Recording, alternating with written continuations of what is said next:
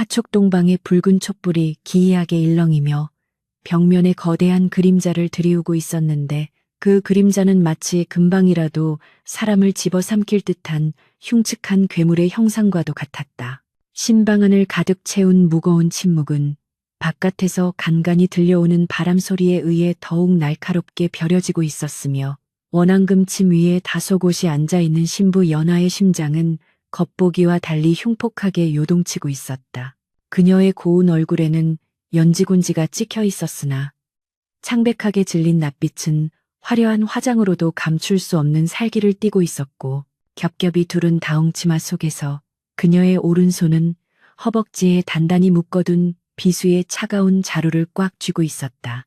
식은땀이 등줄기를 타고 흐르며 비단 속적삼을 적셨지만 연화는 입술을 깨물며 오로지 눈앞에 앉아 술잔을 기울이고 있는 산에 오늘 자신의 지아비가 된 강민우의 목덜미만을 뚫어지게 응시하고 있었다. 민우가 술병을 내려놓고 천천히 몸을 돌려 그녀를 바라보려던 찰나 연화의 눈동자에 서린 푸른 불꽃이 폭발하며 그녀는 치마폭을 걷어차고 맹수처럼 튀어올랐다. 죽어라, 역적의 자식아. 연화의 입에서 터져나온 비명에 가까운 외침과 함께 날카롭게 갈린 비수가 허공을 가르며 민우의 목을 향해 쇄도했다. 촛불의 그림자가 춤을 추듯 흔들렸고 은빛 칼날이 민우의 경동맥에 닿기 직전 기이할 정도로 침착한 정적이 신방을 덮쳤다. 민우는 피하지도 당황하지도 않은 채 그저 고요한 눈빛으로 자신을 향해 날아오는 칼날을 응시할 뿐이었으며 연화의 손이 그의 목 피부에 닿으려던 찰나 그의 두툼한 손이 번개처럼 뻗어나와 연화의 가녀린 손목을 낚아챘다.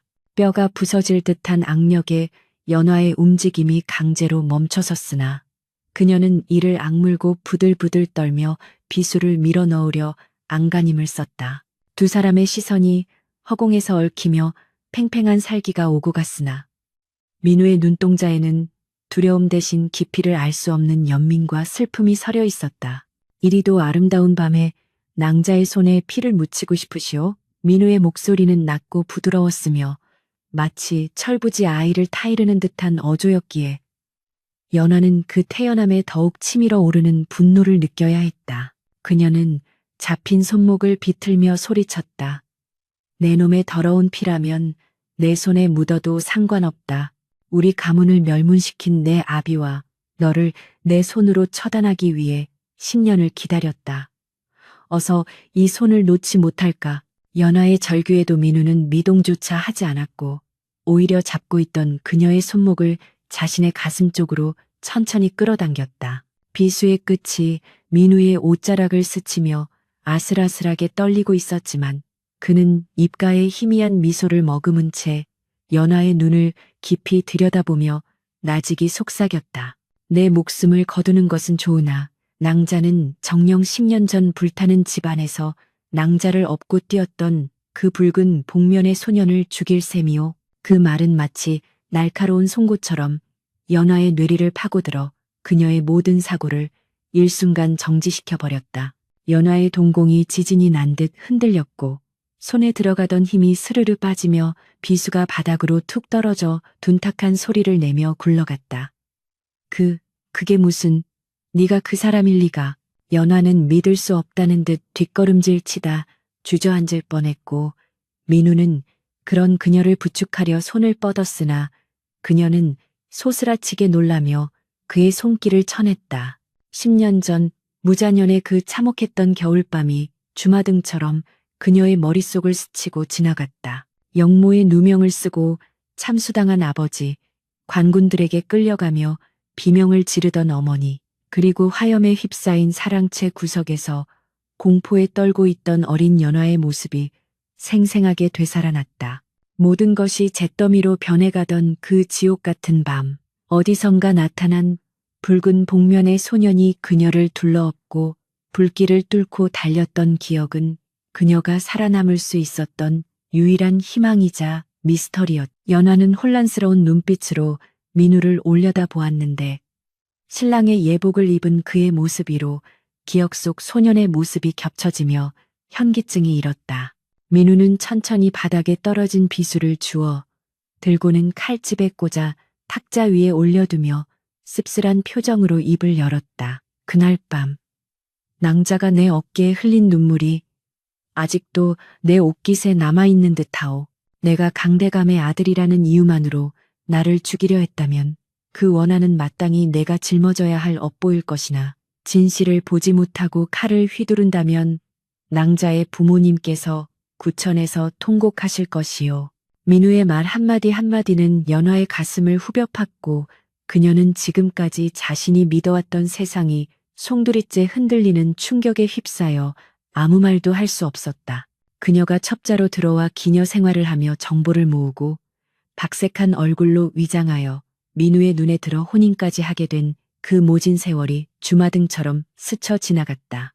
강민우라는 사내는 조정의 권신이자 좌의정인 강신영의 외아들로 세상 사람들에게는 술과 풍류를 즐기는 한량으로 알려져 있었으나 연화가 조사한 바로는 그가 아버지의 권력을 등에 업고 방탕한 생활을 하는 위선자일 뿐이었다.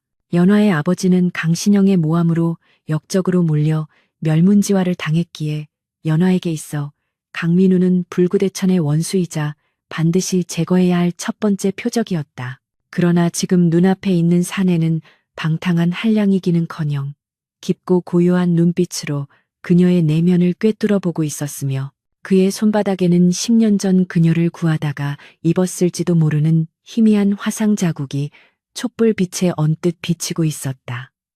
연화는 떨리는 목소리로 겨우 입을 떼었다. 거짓말, 거짓말이다. 네 아비가 우리 가문을 짓밟았는데 네가 나를 구했을 리가 없어. 너는 나를 조롱하고 있는 거야. 민우는 연화의 부정에도 아랑곳하지 않고 자리에서 일어나 창가로 다가가더니 닫힌 문틈 사이로 새어 들어오는 달빛을 받으며 등 뒤로 깍지를 꼈다. 그의 넓은 등은 왠지 모를 쓸쓸함과 고독을 품고 있었고 그는 창밖의 어둠을 응시하며 독백하듯 말했다. 세상에는 보이는 것만이 진실은 아니오. 나의 아버지가 낭자의 가문을 무너뜨린 것은 사실이나 그것이 온전히 그분만의 뜻이었는지 아니면 더 거대한 권력의 소용돌이에 휘말린 것인지는 낭자가 직접 눈으로 확인해야 할 것이오. 나는 그날 밤 아버지를 막지 못한 죄책감으로 10년을 살아왔소. 낭자가 살아있다는 것을 알았을 때 내가 느낀 안도감이 얼마나 컸는지 짐작조차 못할 것이오. 그의 목소리에는 짙은 회한이 묻어 있었고 연화는 그의 진심 어린 태도에 혼란스러워하며 가슴 한구석에서 끓어오르는 뜨거운 무언가를 느꼈다. 연화는 비틀거리는 몸을 가누며 탁자를 짚고 일어섰다. 그녀의 머릿속에서는 복수의 칼날을 다시 세워야 한다는 이성과 민우의 말을 믿고 싶어하는 감정이 치열하게 충돌하고 있었다. 그렇다면 왜 이제 와서 그런 말을 하는 것이냐? 내가 너를 죽이려 들 때까지 기다린 것이냐? 아니면 내가 너를 죽이지 못하게 하여 나를 비참하게 만들 셈이냐? 연화의 목소리는 물기에 젖어 있었고 그녀는 치마폭을 움켜쥐며 억울함과 분노를 토해냈다. 민우는 다시 몸을 돌려 그녀에게 다가왔는데 이번에는 그의 눈빛이 더욱 강렬하게 빛나고 있었다. 그는 연화의 바로 앞까지 다가와 무릎을 꿇고 그녀와 시선을 맞추며 단호하게 말했다. 낭자를 살리기 위해서였소. 낭자가 복수심에 눈이 멀어 무모하게 칼을 휘두르다 목숨을 잃는 것을 볼 수 없었소. 오늘 밤 낭자가 실패했다면 바깥에 매복해 있던 내 아버지의 사병들이 당장 들이닥쳐 낭자를 베었을 것이오. 그 말에 연화는 등골이 오싹해짐을 느꼈다.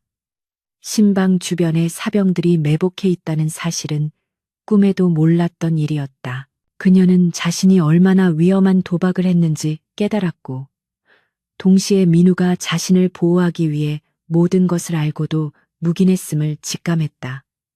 그럼 너는 내가 너를 죽이러 올 것을 알고 있었다는 말이냐? 연화의 질문에 민우는 고개를 끄덕였다. 낭자가 기방에 숨어들어 내 정보를 캐내고 내 눈에 들기 위해 일부러 차가운 척 연기하던 그 모든 순간을 지켜보았소. 낭자의 눈 속에 숨겨진 살기는 아무리 감추려 해도 내 눈에는 선명하게 보였으니까. 민우는 손을 뻗어 연화의 흐트러진 머리카락을 조심스럽게 넘겨주었다. 그의 손길은 따뜻했고 연화는 순간적으로 거부할 수 없는 안락함을 느꼈다. 하지만 나는 낭자를 비난하지 않소. 가족을 잃은 슬픔과 분노가 얼마나 뼈에 사무치는지 나 또한 잘 알고 있기에 민우의 말은 연화의 가장 아픈 곳을 어루만졌고 그녀는 참았던 눈물을 터뜨리며 바닥으로 주저앉았다. 10년 동안 가슴속에 꾹꾹 눌러 담아왔던 울분이 댐이 무너지듯 쏟아져 나왔다. 그녀는 소리 없이 오열하며 어깨를 들썩였고 민우는 그런 그녀를 묵묵히 지켜보다가 조용히 다가와 그녀의 떨리는 어깨를 감싸 안았다. 우시게, 오늘 밤은 마음껏 우시게. 하지만 내일 아침 해가 뜨면 그때는 눈물을 닦고 진실을 마주해야 할 것이오. 낭자의 부모님을 죽음으로 몰고 간 진짜 원흉이 누구인지, 그리고 내가 왜 10년간 낭자를 기다려왔는지. 민우의 품에서 연하는 낯선 사내의 채취와 함께 기이한 안도감을 느끼며 복수의 칼날 대신 진실의 열쇠를 쥐어야 함을 본능적으로 깨달았다. 밤은 깊어가고 촛불은 거의 다 타들어가 가물거리고 있었지만 두 사람의 밤은 이제 막 시작된 것이나 다름없었다. 창밖에서는 여전히 매서운 겨울바람이 불어오고 있었으나 신방 안에는 묘한 온기가 감돌고 있었다. 연화는 민우의 품에서 서서히 진정하며 고개를 들었다. 눈물로 얼룩진 그녀의 얼굴은 처연하면서도 강인한 아름다움을 뿜어내고 있었다. 만약 내 말이 거짓이라면 나는 언제든 다시 비수를 들 것이다. 그때는 내 목숨을 걸고 너와 함께 지옥으로 갈 것이다. 연화의 서슬퍼런 경고에 민우는 옅은 미소를 지으며 고개를 끄덕였다. 그리하시오. 내 목숨은 이미 10년 전 낭자를 구해낸 그 순간부터 낭자의 것이었으니. 민우는 자리에서 일어나 서랍장에서 낡은 서찰 한 통을 꺼내 연화에게 건넸다. 누렇게 변색된 종이 위에는 낯익은 필체가 적혀 있었는데 그것은 다름 아닌 연화의 아버지가 죽기 직전에 남긴 혈서였다. 이것을 네가 어떻게... 연화의 손이 다시금 떨리기 시작했다. 민우는 진지한 표정으로 말했다. 아버님께서 참수당하시기 전 옥에 갇혀 계실 때 나를 불러 몰래 건네주신 것이요. 훗날 딸아이가 살아남는다면 반드시 전해달라 하셨소. 이 안에 우리 두 가문을 파멸로 몰고 간 자들의 명단과 증좌가 들어있소. 연하는 떨리는 손으로 서찰을 받아들었다. 그것은 단순한 편지가 아니라 피로 쓴 복수의 서막이자 진실을 향한 지도였다. 연하가 서찰을 펼치려는 순간 갑자기 방문 밖에서 서방님, 대감마님께서 찾으십니다. 하는 하인의 다급한 목소리가 들려왔다. 민우와 연하는 동시에 긴장하며 서로를 바라보았다. 민우는 재빨리 검지손가락을 입술에 대며 조용히 하라는 신호를 보낸 뒤 연하의 손에서 서찰을 거두어 다시 서랍 깊숙한 곳에 숨겼다. 기다려라. 네, 금방 다녀오리다. 민우는 옷매무새를 다듬으며 낮은 목소리로 속삭였다. 아무에게도 문을 열어주지 마시오. 특히 내 아버지가 보낸 사람이라면 더더욱. 민우는 비장한 표정으로 방문을 열고 나갔고 연화는 홀로 남겨진 신방에서 다시금 비수를 집어들었다. 하지만 이번에는 민우를 향한 것이 아니라 그를 둘러싼 그리고 자신을 옥죄어오는 보이지 않는 적들을 향한 것이었다. 차가운 방바닥에 앉아 연화는 민우가 사라진 문을 멍하니 바라보았다. 복수심 하나로 버텨온 지난 10년의 세월이 송두리째 부정당하는 혼란 속에서도 그녀는 직감적으로 알 수 있었다. 이 거대한 음모의 소용돌이 속에서 자신을 지켜줄 유일한 방패가 바로 방금 나간 그 사내 강민우라는 사실을, 그리고 그가 말한 진짜 원흉이 누구인지 알아내기 위해서는 이제 암살자가 아닌 그의 아내로서 호랑이 굴인 이 집안 깊숙이 들어가야 한다는 것을. 촛불이 마지막으로 화르르 타오르다 꺼지며 방 안은 칠흑 같은 어둠에 잠겼지만 연화의 눈동자만은 어둠 속에서도 형형하게 빛나고 있었다. 이제부터 시작될 진짜 싸움을 예고하듯이 민우가 밖으로 나가자 차가운 밤 공기가 그의 얼굴을 때렸다. 그는 회랑을 걸으며 주먹을 꽉 쥐었다. 아버지 강신영이 한밤중에 자신을 부른다는 것은 결코 좋은 징조가 아니었다.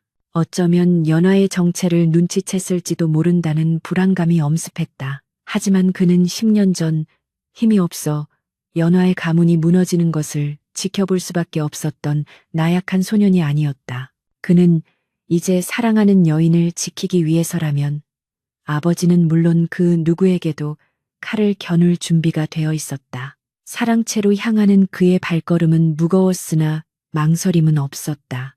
오늘 밤 화촉동방의 촛불은 꺼졌지만 두 사람의 운명을 태울 거대한 불길은 이제 막 타오르기 시작한 것이었다.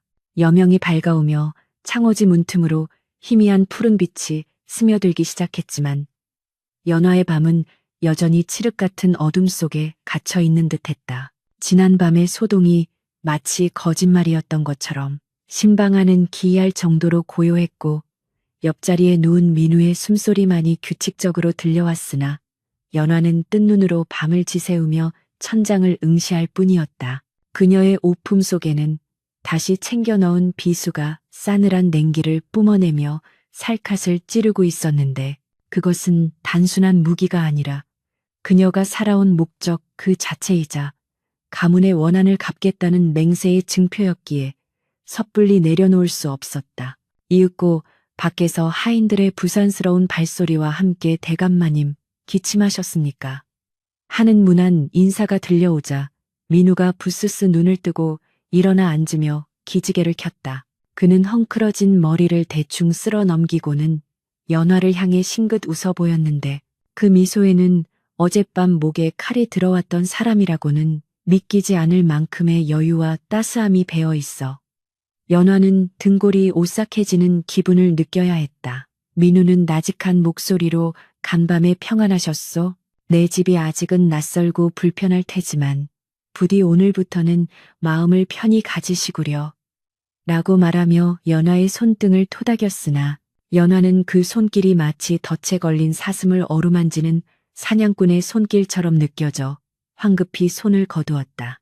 연화는 민우의 도움을 받아 어색하게 옷매무새를 다듬고 문 밖으로 나섰는데 마당에는 이미 수십 명의 하인들이 도열하여 세 사람을 맞이할 준비를 하고 있었다. 차가운 아침 공기가 폐부 깊숙이 들어와 박혔고 연화는 긴장감에 마른 침을 삼키며 주변을 둘러보았다. 이곳은 그녀의 아버지를 죽음으로 몰고 간 원수 강신영의 저택이었으며 기와지붕의 추녀 끝마다 서린 위압감은 마치 거대한 짐승의 발톱처럼 그녀를 짓누르고 있었다.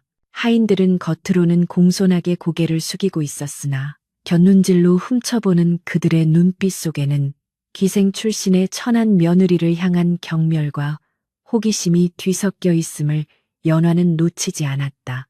그때 민우가 하인들을 향해 엄한 목소리로 호령했다. 듣거라. 이분은 오늘부터 이 집안의 안주인이 되실 분이다. 내 허락 없이는 그 누구도 부인에게 불경한 언사를 하거나 하대를 해서는 아니 될 것이다. 만약 내 귀에 거슬리는 소리가 들린다면 그 즉시 멍석마리를 당할 각오를 해야 할 게다. 평소 술에 취해 비틀거리던 한량의 모습은 온데간데 없고 서슬퍼런 위엄을 갖춘 민우의 모습에 하인들은 화들짝 놀라며 납작 엎드렸다.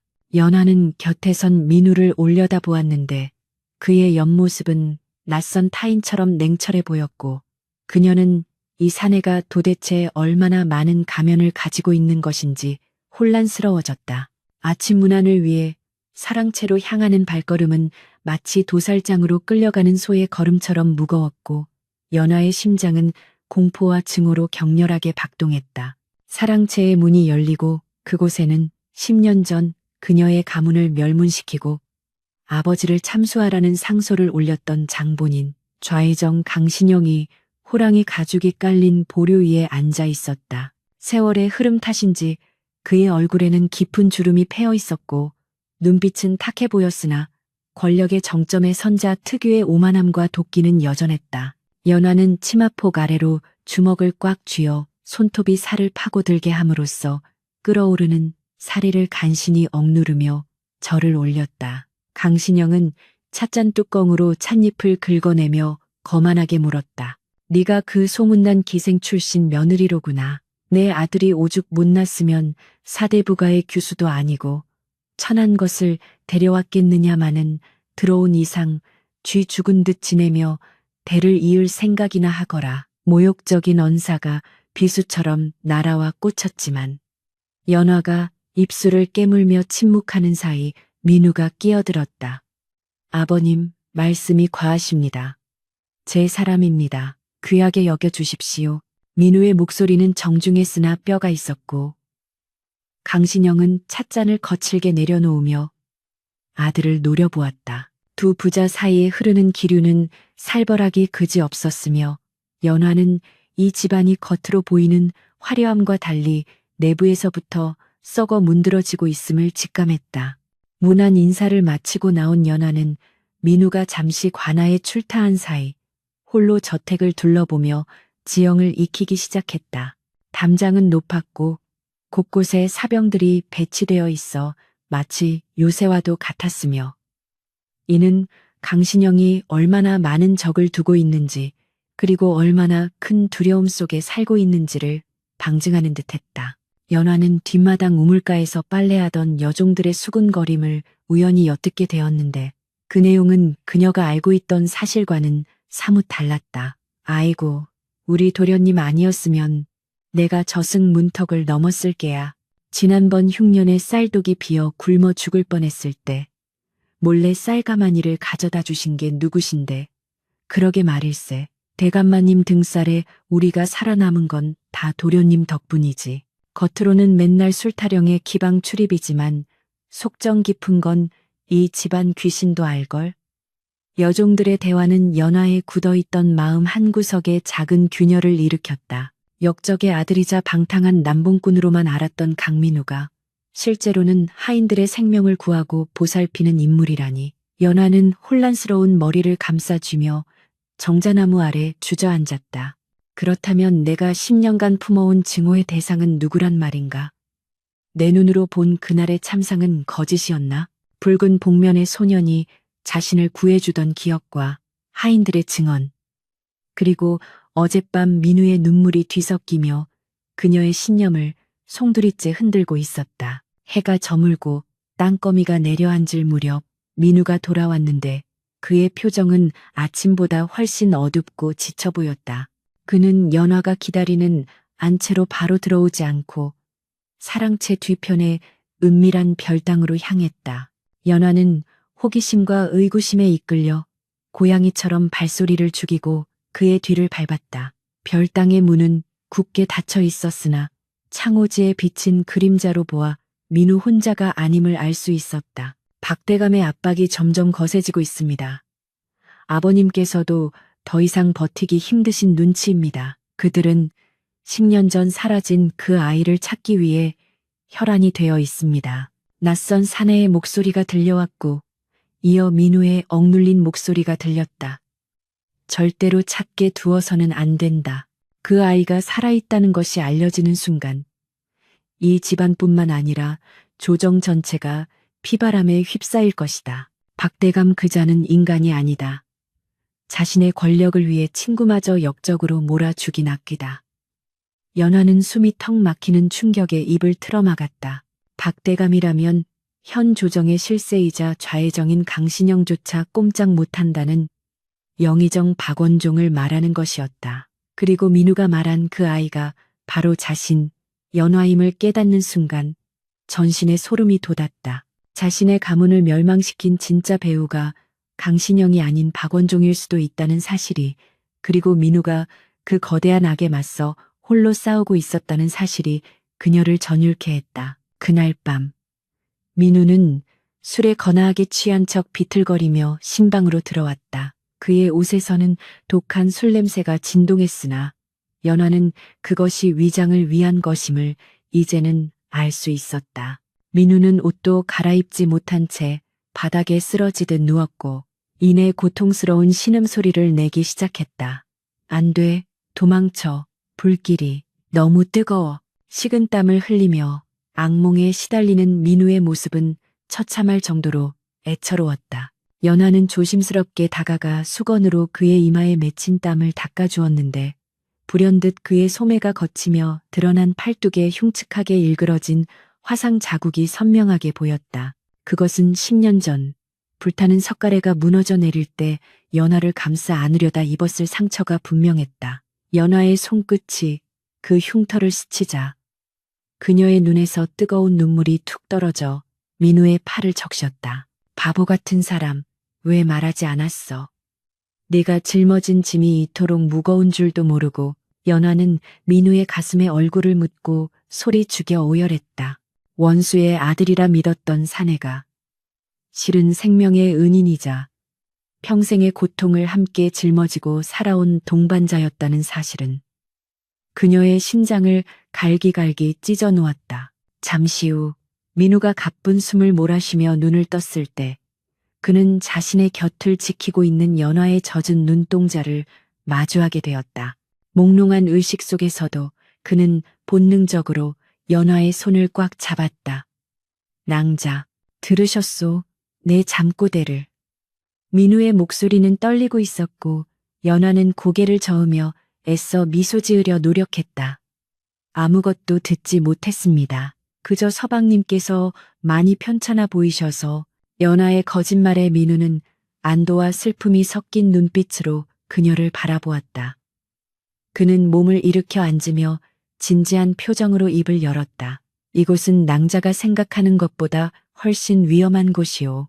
내 아버지 강신영은 허수아비일 뿐 진짜 주인은 그림자 속에 숨어 있어. 박대감의 눈과 귀가 이 집안 곳곳에 심어져 있으니 낭자는 부디 아무것도 모르는 척 그저 철없는 기생 출신 첩실 흉내만 내시오. 내가 반드시 지켜낼 테니. 민우의 결의에 찬 눈빛은 흔들림이 없었으나 연하는 그가 짊어진 공포의 무게를 느낄 수 있었다. 그녀는 더 이상 비수를 숨긴 자객이 아니었다. 그녀는 이제 그의 아내이자 그와 함께 사지로 걸어 들어가야 할 전우였다. 다음 날 강신영의 생신연회가 열린다는 소식이 전해졌다. 이는 단순한 생일잔치가 아니라 정계의 유력 인사들이 모두 모이는 거대한 권력의 장이 될 터였다. 그리고 그 자리에는 연하의 가문을 무너뜨린 진정한 흑막 박원종 대감도 참석할 예정이었다.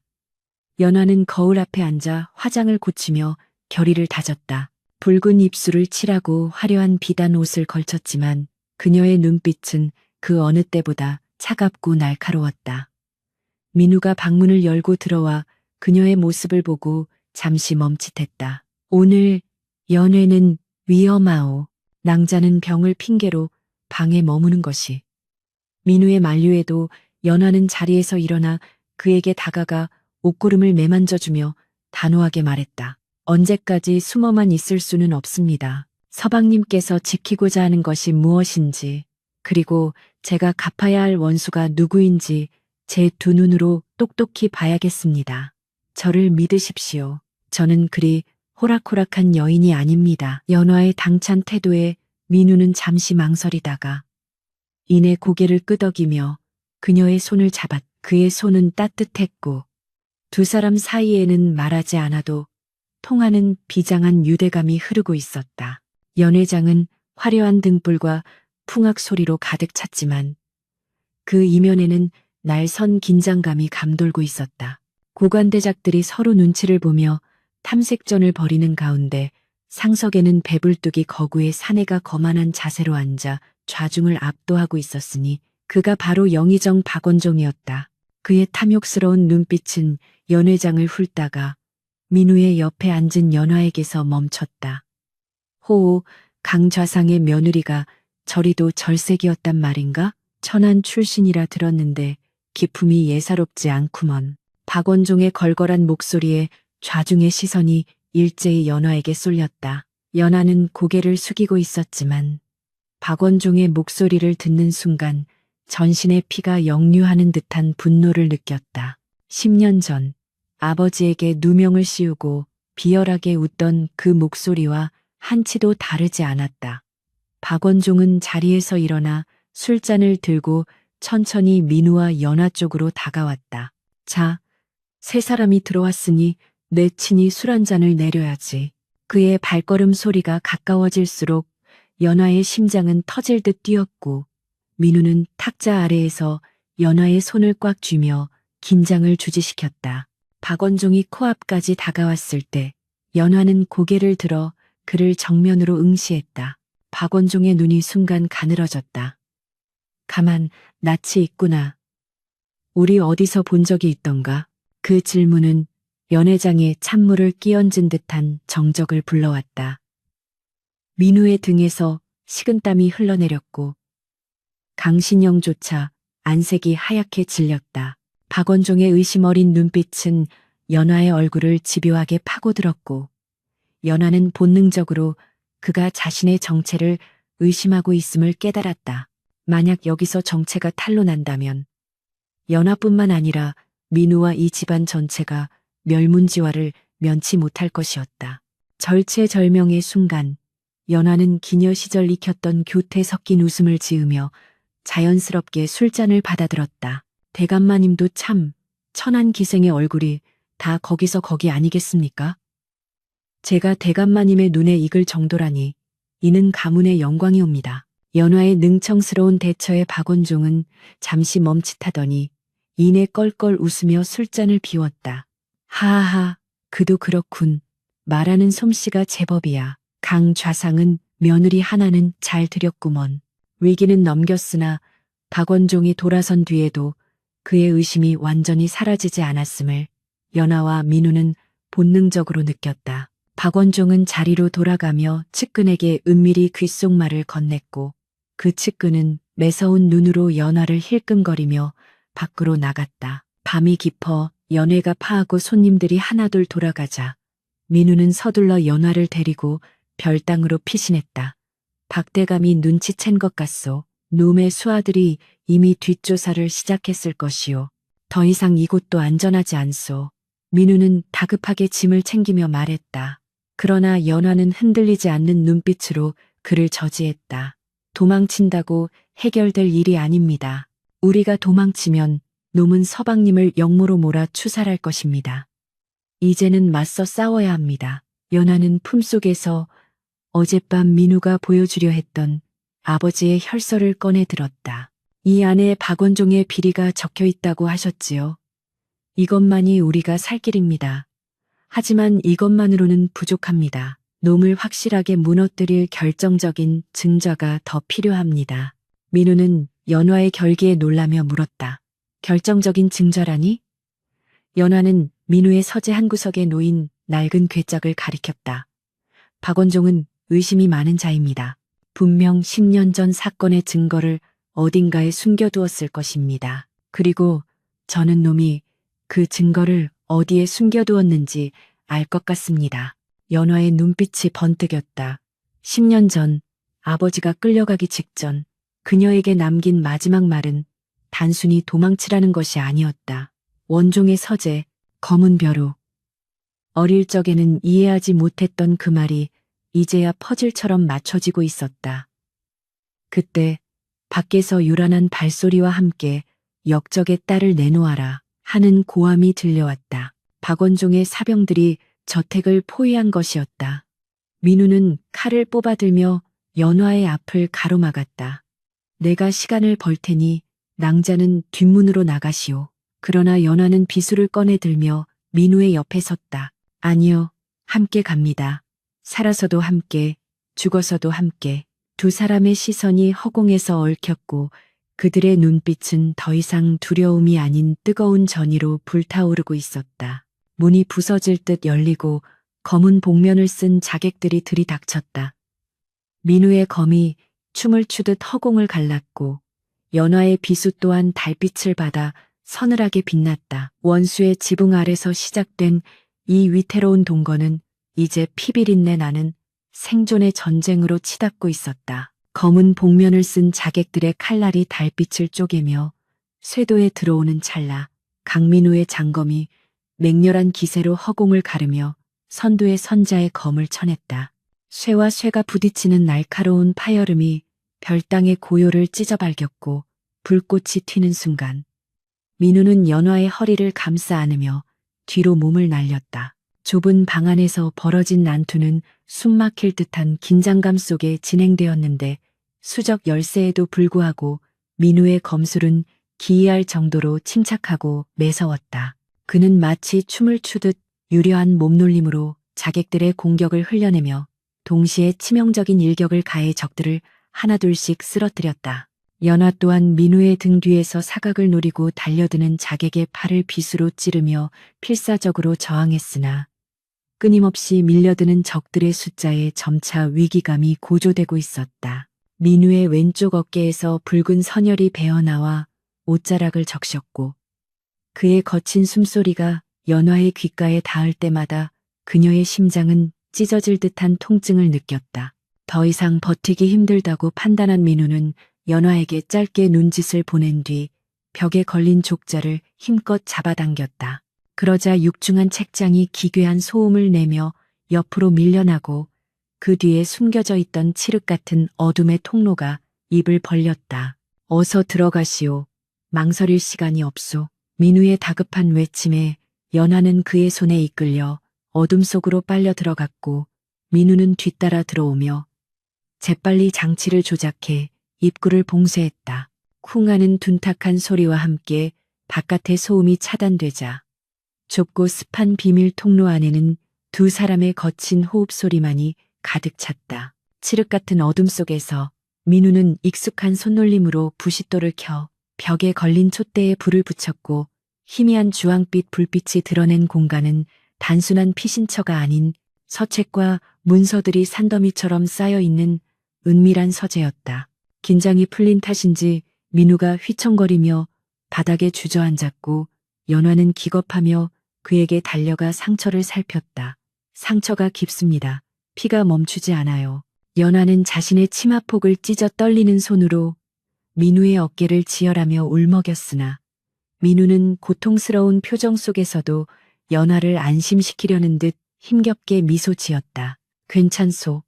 찰과상일 뿐이요. 그보다 낭자가 다치지 않아 천만다행이요. 이 상황에서도 자신보다 연화를 먼저 챙기는 그의 모습에 연화는 가슴 한구석이 묵직하게 내려앉는 것을 느꼈. 민우가 잠시 벽에 기대어 눈을 감고 휴식을 취하는 사이 연화는 불안한 마음을 진정시키려 주변을 둘러보았다. 이 비밀 서재는 마치 민우의 내면 세계를 옮겨놓은 듯 고독하고 쓸쓸하면서도 치열한 흔적들로 가득 차 있었다.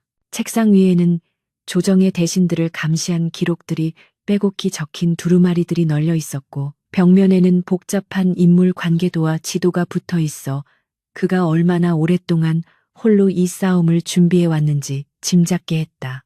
그러다 연화의 시선이 책상 구석에 놓인 낡고 투박한 목재함에 머물렀다. 먼지가 뽀얗게 앉은 다른 물건들과 달리 그 한마는 누군가의 손길이 자주 닿은 듯 반질반질하게 윤이 나 있었다. 묘한 이끌림을 느낀 연화는 조심스럽게 함의 뚜껑을 열었는데 그 안에는 붉은 비단에 쌓인 물건이 들어 있었다. 비단을 걷어내는 순간 연화의 눈동자가 지진이 난 듯 흔들리며 입에서 짧은 탄성이 터져 나왔다. 그곳에는 반쪽이 깨져나간 옥놀이개가 놓여 있었는데 그것은 10년 전 멸문지와의 그날 밤 도망치던 어린 연화가 어딘가에 떨어뜨렸던 바로 그 어머니의 유품이었다.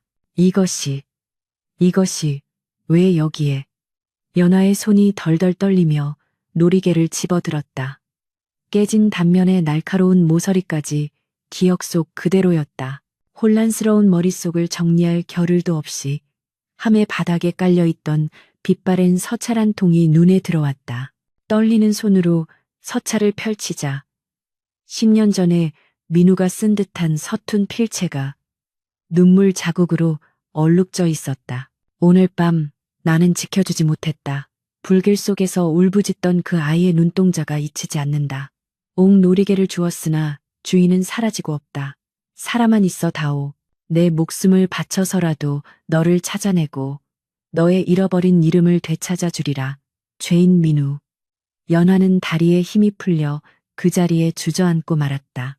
숨이 턱 막혀 오며 가슴이 찢어질 듯한 통증이 밀려왔다. 자신이 그토록 증오하며 죽이려 했던 원수의 아들이 실은 10년 동안이나 자신의 흔적을 찾아 헤매며 죄책감 속에 살아온 은인이었다는 사실이 거대한 파도처럼 그녀를 덮쳤다. 그녀가 흘린 눈물이 서찰 위로 뚝뚝 떨어져 10년 전 민우의 눈물 자국 위에 겹쳐졌다. 그때 인기척을 느낀 민우가 힘겹게 눈을 뜨고 몸을 일으켰다. 그는 연화의 손에 들린 놀이개와 서찰을 발견하고는 당황한 기색이 역력하여 급히 다가오려 했다. 낭자, 그것은 민우가 말을 잇지 못하고 멈칫한 순간 연화는 젖은 눈으로 그를 올려다보았다. 왜 말하지 않았습니까? 당신이 그 사람이라고. 당신이 나를 살리고 내 동생을 살리고 10년 동안 나를 기다려온 사람이라고 왜 말하지 않았습니까? 연화의 목소리는 오열 섞인 절규에 가까웠다. 민우는 고통스러운 표정으로 고개를 떨구었다. 감히 말할 수 없었소. 내 아비가 낭자의 가족을 죽였는데 내가 낭자를 구했다 한들 그 죄가 씻기겠소? 낭자가 나를 원수로 알고 미워하는 것이 차라리 마음 편했소. 진실을 알게 되면 낭자가 겪을 혼란과 고통이 두려웠소. 민우의 고백은 연화의 심장을 후벼 팠다. 그는 자신의 핏줄이 저지른 죄를 대신 짊어지고 피해자인 연화에게조차 죄인처럼 살아온 것이었다. 연화는 놀이개를 가슴에 품고 기어이 그에게 다가가 와락 안겼다. 바보, 천치 바보 같은 사람. 당신은 죄인이 아닙니다. 당신은 나의 은인이고 나의 하늘입니다. 민우의 품에서 연화는 어린아이처럼 엉엉 울었다. 10년간 켜켜이 쌓였던 증오와 원망의 얼음벽이 민우의 따뜻한 체온과 진심 앞에서 눈 녹듯 사라져 내렸다. 민우는 떨리는 손으로 연화의 등을 조심스럽게 토닥였다. 그의 눈가에도 맺혀있던 뜨거운 물기가 흘러내렸다. 살아주어서 고맙소.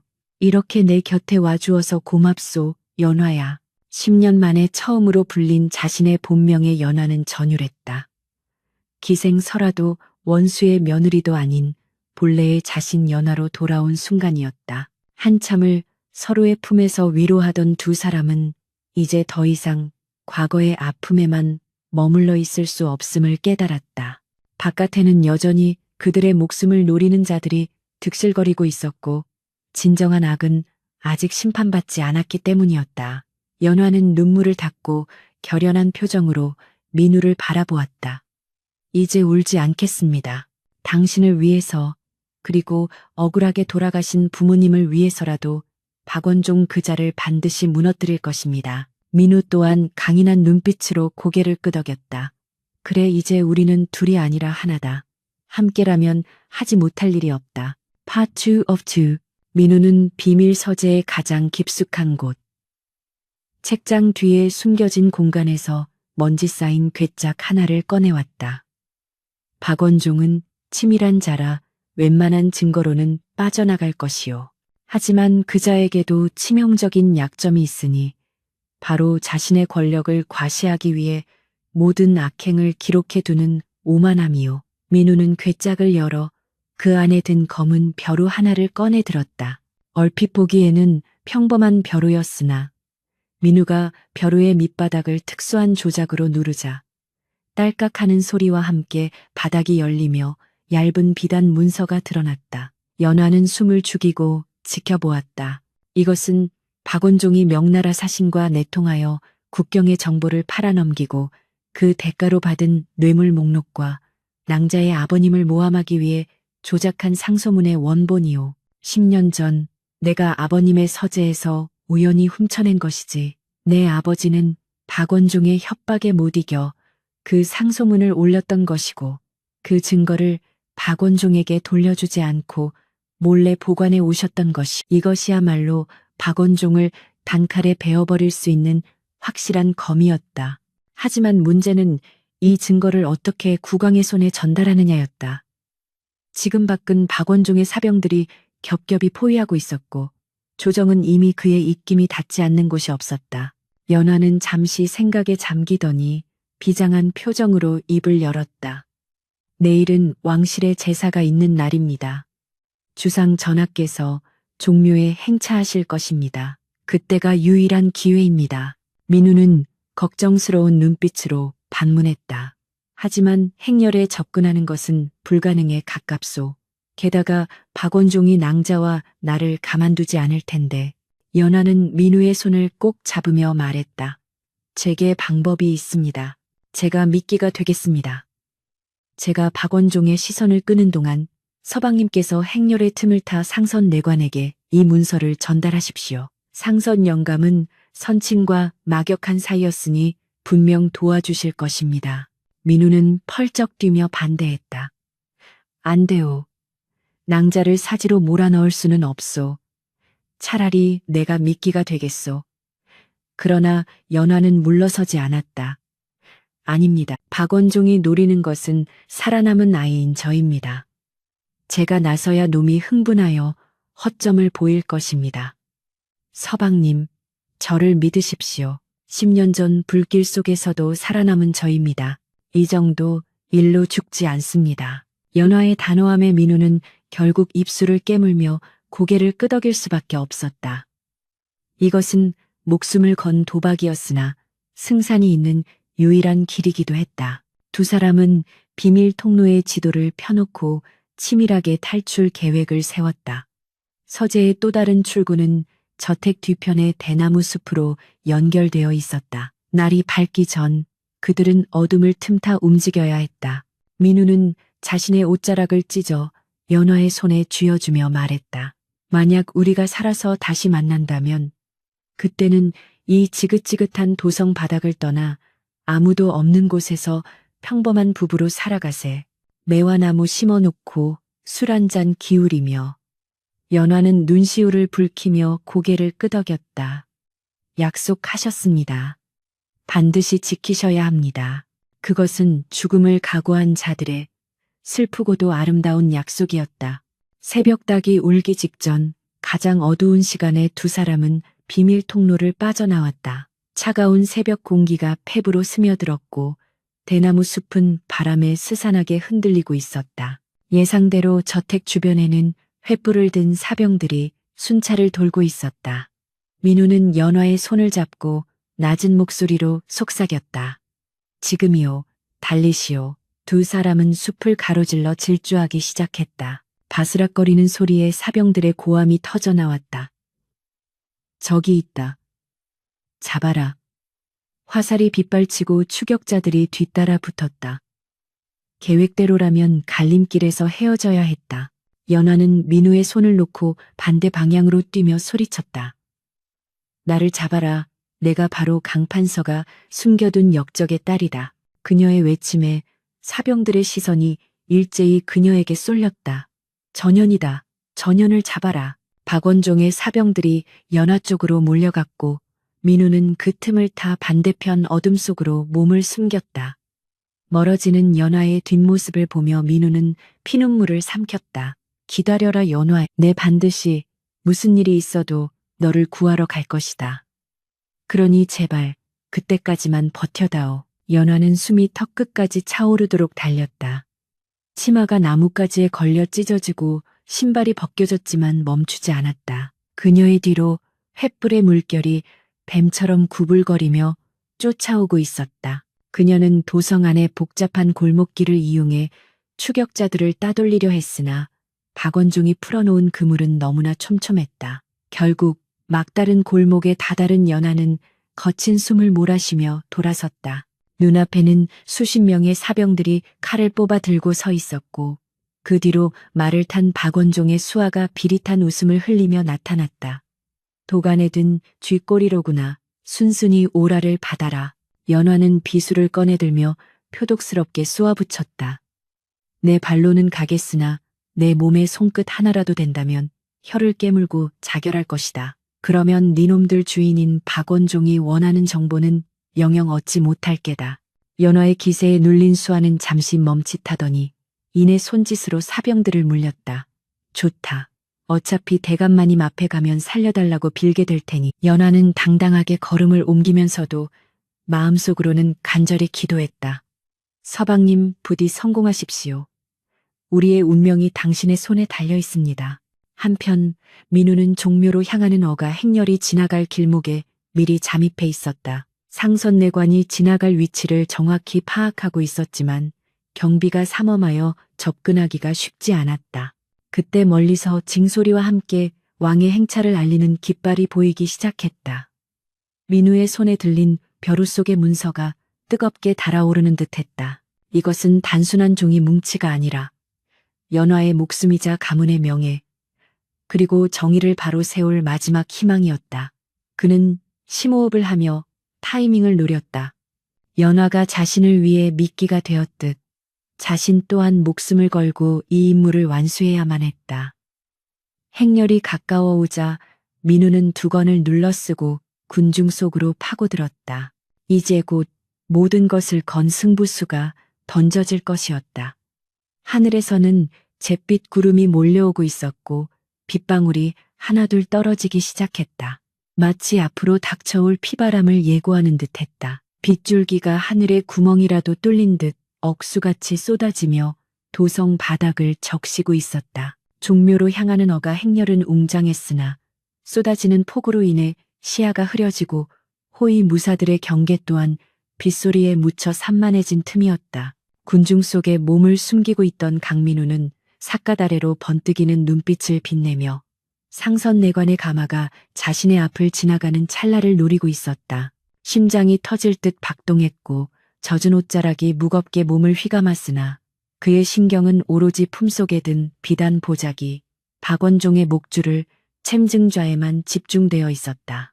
마침내 상선의 가마가 시야에 들어오자 민우는 짐승 같은 기세로 군중을 헤치고 뛰쳐나갔다.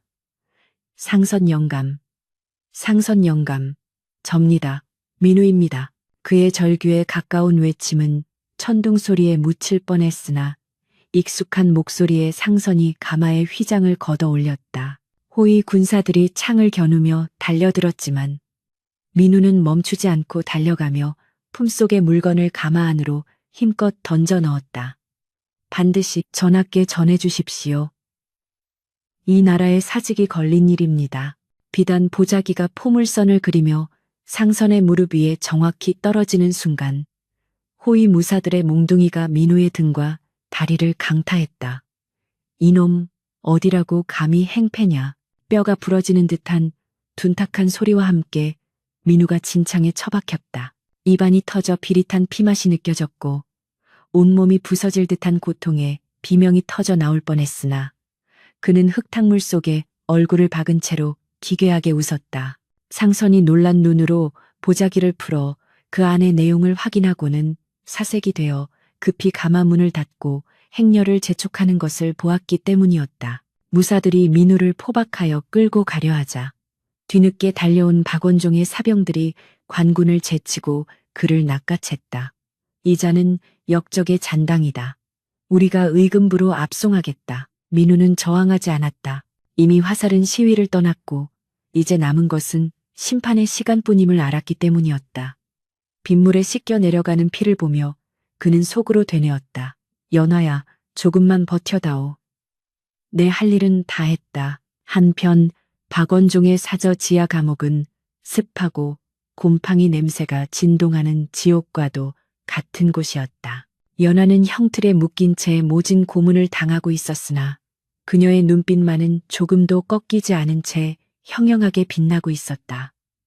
이 독한 년, 내 서방놈이 어디에 숨어 있는지 불면 편안히 보내주겠다고 하지 않았느냐. 박원종이 직접 달궈진 인두를 들고 다가오며 비열하게 웃었다. 연화는 입가에 흐르는 피를 뱉어내며 그를 노려보았다. 짖어라. 내 놈이 아무리 짖어대도 내 입은 열리지 않는다. 그리고 이미 늦었다. 너의 그 더러운 죄상이 낱낱이 적힌 장부가 지금쯤 주상 전하의 손에 들어갔을 게다. 그 말에 박원종의 눈썹이 꿈틀했다. 그는 거짓말이라 치부하면서도 일말의 불안감을 감추지 못했다. 하, 그깟 종이 쪼가리가 전하께 닿을 것 같으냐? 내 눈과 귀가 닿지 않는 곳은 없다. 내 서방놈도 곧 내 곁으로 보내주마. 그때 감옥문이 열리고 피투성이가 된 민우가 질질 끌려 들어왔다. 서방님. 연화의 비명에 민우가 힘겹게 고개를 들었다. 그의 얼굴은 멍과 피로 얼룩져 알아보기 힘들 정도였으나 연화를 보는 눈빛만은 따뜻했다. 미안하오. 늦어서. 사병들이 민우를 연화의 옆 형틀에 묶자 박원종은 만족스러운 듯 껄껄 웃었다. 이런 감동적인 재회라니. 저승길 동무가 있어 외롭지는 않겠구나. 내 너희 두 년 놈을 내일 날이 밝는 대로 저작거리에서 참수하여 역적의 본보기로 삼을 것이다. 박원종은 두 사람을 비웃으며 감옥을 나갔고 차가운 돌바닥 위에는 두 사람의 거친 숨소리만이 남았다. 민우는 고통을 참으며 연화에게 속삭였다. 상선 영감에게 전달했소. 전하께서 곧 움직이실 것이오. 연화는 눈물을 흘리며 고개를 끄덕였다. 압니다. 믿고 있었습니다. 우리는 죽어도 같이 죽고 살아도 같이 사는 것입니다. 칠흑 같은 어둠 속에서 두 사람은 서로의 존재만을 의지하며 다가올 운명을 기다렸다. 다음 날 아침 비는 그쳤으나 하늘은 여전히 낯빛 구름으로 뒤덮여 있었다. 박원종은 자신의 권력을 과시하기 위해 의금부 마당이 아닌 대궐 앞 광장에 임시 형장을 마련하고 백성들을 불러 모았다. 역적의 잔당을 처단한다는 명분이었으나 실상은 자신에게 반기를 드는 자들에게 보내는 경고였다. 민우와 연화는 포박당한 채 형장으로 끌려 나왔다. 수많은 구경꾼이 웅성거리는 가운데 단상 높은 곳에 앉은 박원종이 판결문을 낭독하려 했다.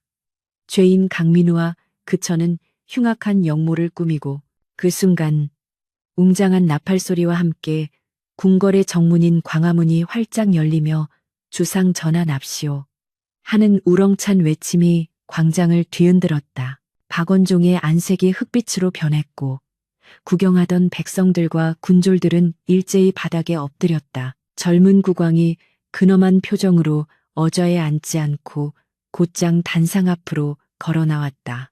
그의 뒤에는 상선 내관과 금군들이 서슬퍼런 기세로 따르고 있었고 상선의 손에는 민우가 던졌던 그 비단 보자기가 들려 있었다. 박원종, 듣거라. 국왕의 목소리는 낮지만 천둥처럼 위엄이 있었다. 과인은 오늘 아침 참으로 기가 막힌 문서를 하나 보았다. 내 눈과 귀를 가리고 국정을 농단하며 충신을 역적으로 몰아죽이고 사리사욕을 채운 자가 바로 내 곁에 있었더구나. 국왕이 손짓하자 상선이 문서를 펼쳐 보였다. 그것은 박원종이 명나라와 내통한 서신과 강신영을 협박했던 증자였다. 박원종은 부들부들 떨며 변명하려 했으나 입이 떨어지지 않았다. 전하, 그것은 모함이옵니다. 저 역적놈들이 조작한. 국왕은 호통을 쳤다. 내 이놈, 짐의 눈을 속이려 드느냐. 여기 찍힌 내 놈의 수결 도장이 선명한데 감히. 궁지에 몰린 박원종의 눈에 광기가 서렸다. 이대로 죽을 수는 없다는 듯 그는 갑자기 품속에서 단검을 꺼내 들고 가장 가까이 있던 연화에게 달려들었다. 오냐, 나 혼자 죽지는 않는다. 이 계집을 길동무로 삼겠다. 순식간에 벌어진 일이라 금군들도 미처 반응하지 못한 찰나 묶여있던 민우가 초인적인 힘을 발휘하여 몸을 날렸다. 안 된다. 민우의 몸이 연화를 덮치며 박원종의 칼날을 대신 받아냈다. 푹 하는 소리와 함께 칼이 민우의 옆구리를 찔렀으나 민우는 비명을 지르는 대신 박원종의 팔을 물어뜯으며 그와 함께 바닥으로 뒹굴었다. 어서 저놈을 쳐라. 국왕의 다급한 명령에 금군들이 쇄도하여 박원종을 제압하고 바닥에 짓눌렀다. 아수라장이 된 형장에서 연화는 피를 흘리며 쓰러진 민우를 끌어안고 오열했다. 서방님, 눈을 뜨세요. 제발. 민우의 붉은 피가 형장의 흙바닥을 적셨지만 그는 흐릿해져 가는 시야 속에서도 연화를 보며 희미하게 웃었다. 낭자, 다치지 않았소. 박원종은 포박당한 채 발악하며 고함을 질렀다. 강민우, 내 놈이 이겼다고 생각하지 마라. 권력은 돌고 도는 것이다. 그러나 그의 외침은 환호하는 백성들의 함성에 묻혀버렸다. 10년간 조정을 쥐락펴락하며 온갖 악행을 저질렀던 권신의 몰락은 비참하고도 초라했다. 백성들은 돌을 던지며 그동안 쌓였던 울분을 토해냈고 하늘에서는 다시금 비가 내리기 시작했다. 하지만 어제의 음산한 폭우와는 달랐다. 그것은 묵은 때를 씻어내고 새로운 세상을 알리는 축복의 비였다. 연화는 들것에 실려가는 민우의 곁을 지키며 비를 맞았다. 빗물이 그녀의 얼굴에 묻은 피와 눈물을 씻어내렸다. 그녀는 민우의 창백한 얼굴을 어루만지며 굳게 다짐했다. 어떤 시련이 와도 당신을 살리겠습니다. 당신이 나를 살렸듯이 이제는 내가 당신을 지킬 차례입니다. 궁궐의 깊숙한 내의원 전각, 향 냄새와 약초 냄새가 진동하는 방 안에서 민우는 며칠째 사경을 헤매고 있었다. 박원종의 칼날에는 독이 발려 있었던 탓에 상처가 쉽게 아물지 않았다. 연화는 한숨도 자지 않고 그의 곁을 지키며 약을 다리고 땀을 닦아주었다.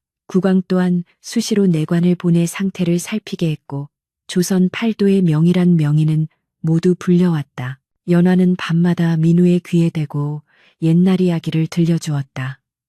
그들이 처음 만났던 어린 시절의 추억, 그리고 앞으로 함께 만들어갈 미래에 대한 이야기들을. 일어나시면 우리 가장 먼저 아버님과 어머님 산소에 가요. 가서 술 한잔 올리고 이제 다 끝났다고 편히 쉬시라고 말씀드려요. 연화의 목소리는 떨렸지만 간절했다. 그러던 어느 날 새벽, 닭이 울기 전 가장 고요한 시간에 기적이 일어났다. 민우의 손가락이 미세하게 움직이더니 굳게 닫혀있던 그의 눈꺼풀이 파르르 떨리며 열린 것이다. 초점이 잡히지 않는 눈으로 허공을 응시하던 민우는 자신의 손을 잡고 쪽잠이 든 연화의 모습을 발견하고는 힘겹게 입을 떼었다. 갈라진 목소리였지만 연화에게는 세상에서 가장 아름다운 천상의 소리였다. 연화는 화들짝 놀라 깨어나 민우를 보았고 믿기지 않는다는 듯 눈을 비비다 와락 그를 끌어안았다. 서방님, 정신이 드십니까? 저를 알아보시겠습니까? 민우는 옅은 미소를 지으며 고개를 끄덕였다. 어찌 있겠소. 꿈속에서도 낭자를 찾아 헤매었는데. 두 사람의 눈에서 다시금 눈물이 흘러내렸지만 그것은 더 이상 슬픔의 눈물이 아니었다. 고난과 시련을 이겨내고 죽음의 문턱에서 돌아와 마주한 생의 기쁨이자 사랑의 확인이었다. 창밖으로는 동이 터오고 있었다. 긴 어둠의 터널을 지나 마침내 그들에게도 따스한 햇살이 비치기 시작한 것이었다. 이제 남은 것은 상처를 치유하고 그들이 그토록 꿈꾸던 평범하고 행복한 날들을 맞이하는 일뿐이었다. 역사의 소용돌이 속에서 피어난 한 송이 매화처럼 두 사람의 사랑은 가장 추운 겨울을 이겨내고 비로소 만개할 준비를 마쳤다. 매서웠던 동장군이 물러가고 도성거리 곳곳에 따스한 봄바람이 불어오기 시작했다. 핏빛으로 얼룩졌던 대궐 앞 광장의 흙바닥은 깨끗이 씻겨나갔고 그 자리에는 파릇파릇한 새싹이 돋아나며 생명의 기운을 뽐내고 있었다. 박원종 일파가 처단된 후 조정에는 거대한 개혁의 바람이 불었다. 국왕은 부패한 관리들을 대거 척결하고 억울하게 누명을 쓴 충신들의 명예를 회복시키는 작업에 착수했다. 백성들은 거리로 나와 만세를 불렀고 도성의 공기마저 한결 맑아진 듯했다. 그 소란스러우면서도 활기찬 변화의 중심에서 강민우와 연화는 조용히 자신들의 삶을 되찾아가고 있었다. 민우의 상처는 깊었으나 연화의 지극정성 어린 간호와 내의원의 헌신적인 치료 덕분에 기적적으로 회복되었다. 그가 처음으로 지팡이를 짚고 마당에 나섰을 때 앙상했던 매화나무 가지에 맺혀있던 꽃망울이 톡하고 터지며 은은한 향기를 내뿜었는데 그것은 마치 그들의 새로운 시작을 축복하는 자연의 인사와도 같았다. 어느 화창한 날 오후 대궐에서 교지를 든 내관이 민우의 저택을 찾았다. 민우와 연화는 마당에 멍석을 깔고 정갈한 의복을 갖춰 입은 채 엎드려 어명을 받들었다. 유세차, 고판서 김대식은 간신의 모함으로 억울하게 역적으로 몰려 죽음을 맞이하였으나 이제 그 진실이 만천하에 밝혀졌으니 과인은 그 죄를 씻고 관직을 복구하며 그 딸 연화에게 정경 부인의 자기를 내리노라. 내관의 목소리가 낭낭하게 울려 퍼지는 순간 연화의 어깨가 가늘게 떨리기 시작했다. 10년, 무려 10년이었다. 역적의 딸이라는 오명을 쓰고 이름을 숨긴 채 짐승처럼 도망쳐야 했던 그 지옥 같은 세월이 주마등처럼 스쳐 지나갔다. 그녀는 바닥에 이마를 댄 채 하염없이 눈물을 쏟아냈다. 그것은 슬픔의 눈물이 아니라 묵은 체증이 내려가는 해방의 눈물이자 구천을 떠돌고 있을 부모님께 바치는 위로의 눈물이었다. 민우는 옆에서 조용히 연화의 손을 꽉 잡아주었다. 그의 따뜻한 온기가 전해져 오자 연화는 비로소 자신이 혼자가 아님을, 이제는 떳떳한 세상의 일원으로 돌아왔음을 실감할 수 있었다. 교지를 내린 후 국왕은 민우에게 높은 벼슬을 내리려 했으나 민우는 정중히 고사했다. 전하, 소신은 권력의 무상함과 비정함을 뼈저리게 느꼈사옵니다. 이제는 그저 한 여인의 지아비로서 그리고 소박한 선비로서 남은 생을 보내고 싶습니다. 부디 저를 놓아주십시오. 국왕은 민우의 뜻을 꺾을 수 없음을 알고 대신 그에게 도성 외곽의 경치 좋은 곳에 하사품과 함께 별장을 내어주며 그의 충심을 기렸다. 민우의 아버지 강신영 또한 박원종의 협박에 못 이겨 동조했던 죄를 자복하고 스스로 관직에서 물러나 낙향하였다. 그는 떠나기 전 며느리 연화의 손을 잡고 참회의 눈물을 흘렸다. 내 죄가 크다. 너를 볼 면목이 없구나. 부디 못난 아비와 시아비를 용서하지 마라.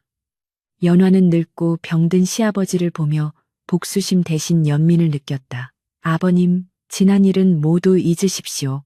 서방님을 낳아주시고 길러주신 은혜만 기억하겠습니다. 용서는 복수보다 더 큰 용기가 필요한 법이었으나 연화는 기꺼이 그 길을 택했다.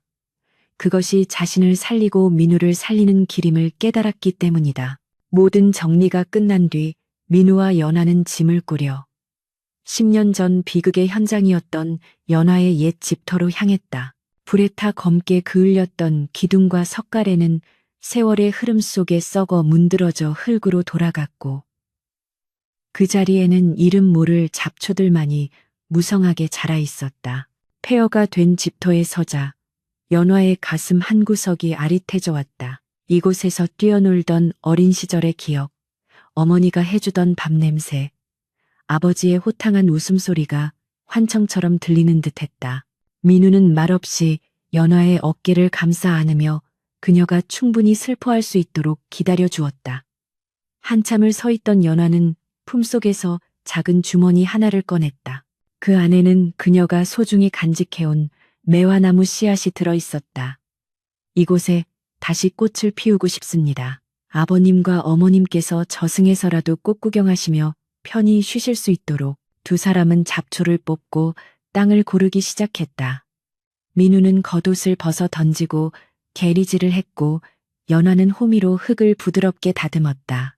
땀방울이 이마에 맺혀 흘러내렸지만 두 사람의 얼굴에는 힘든 기색 대신 숭고한 경건함이 서려 있었다. 민우가 파놓은 구덩이에 연화가 조심스럽게 어린 묘목을 심었다. 그리고 근처 개울에서 길어온 맑은 물을 부어주며 두 손을 모아 기도했다. 부디 무럭무럭 자라거라. 다시는 불길에 휩싸이지 말고, 다시는 슬픔에 젖지 말고, 오로지 향기로운 꽃만 피우거라.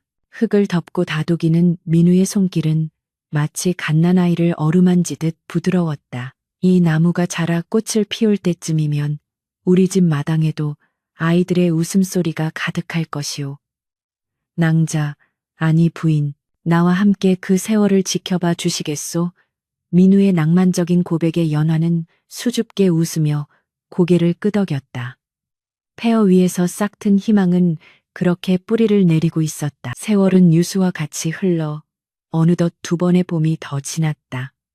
민우와 연화가 정착한 시골 마을의 작은 초가집은 소박하지만 정취가 넘치는 곳으로 변해 있었다. 민우는 낮에는 아이들에게 글을 가르치고 밤에는 책을 읽었으며 연화는 텃밭을 가꾸고 술을 놓으며 평온한 일상을 보냈다. 마을 사람들은 그들을 매화 부부라 부르며 칭송했다.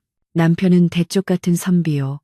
아내는 현숙한 여인이니 천생연분이라는 것이었다. 과거에 화려했던 권력이나 부귀영화는 없었지만 두 사람의 마음은 그 어느 때보다 풍요로웠다. 밤이면 마루에 앉아 달을 보며 술잔을 기울였는데 민우가 서툰 솜씨로 퉁소를 불면 연화가 그 장단에 맞춰 시조를 읊곤 했다. 칼날 위를 걷던 지난밤 꿈만 같구나. 붉은 꽃이고 나니 푸른 잎 돋아나네. 그대와 마주 앉아 맑은 술잔 기울이니 천하의 왕우장상 부럽지 않네. 연화의 낭낭한 목소리에 민우는 퉁소를 내려놓고 그윽한 눈빛으로 그녀를 바라보았다. 부인의 시솜씨는 날이 갈수록 일취월장하는구려. 내 퉁소 소리가 부끄러워 더 이상 못 불겠소. 민우의 너스레에 연화는 페르르 웃으며 그의 술잔에 술을 채워주었다. 서방님의 퉁소 소리에는 마음을 울리는 진심이 담겨 있어 좋습니다. 서툰 기교보다는 그 투박한 진심이 제게는 더 귀하게 들립니다. 두 사람의 시선이 허공에서 얽혔고 그 눈빛 속에는 10년의 세월을 뛰어넘은 깊은 신뢰와 사랑이 담겨 있었다.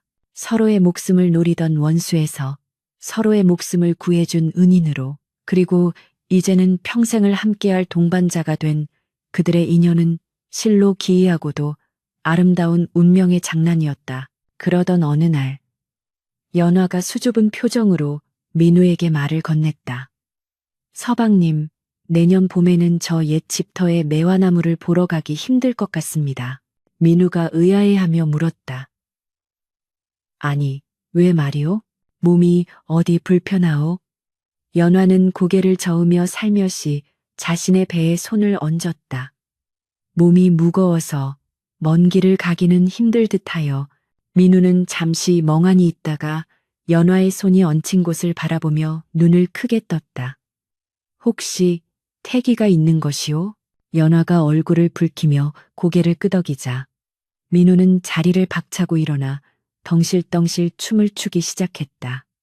하하, 내게도 자식이 생기다니 우리 집에 경사가 났구나.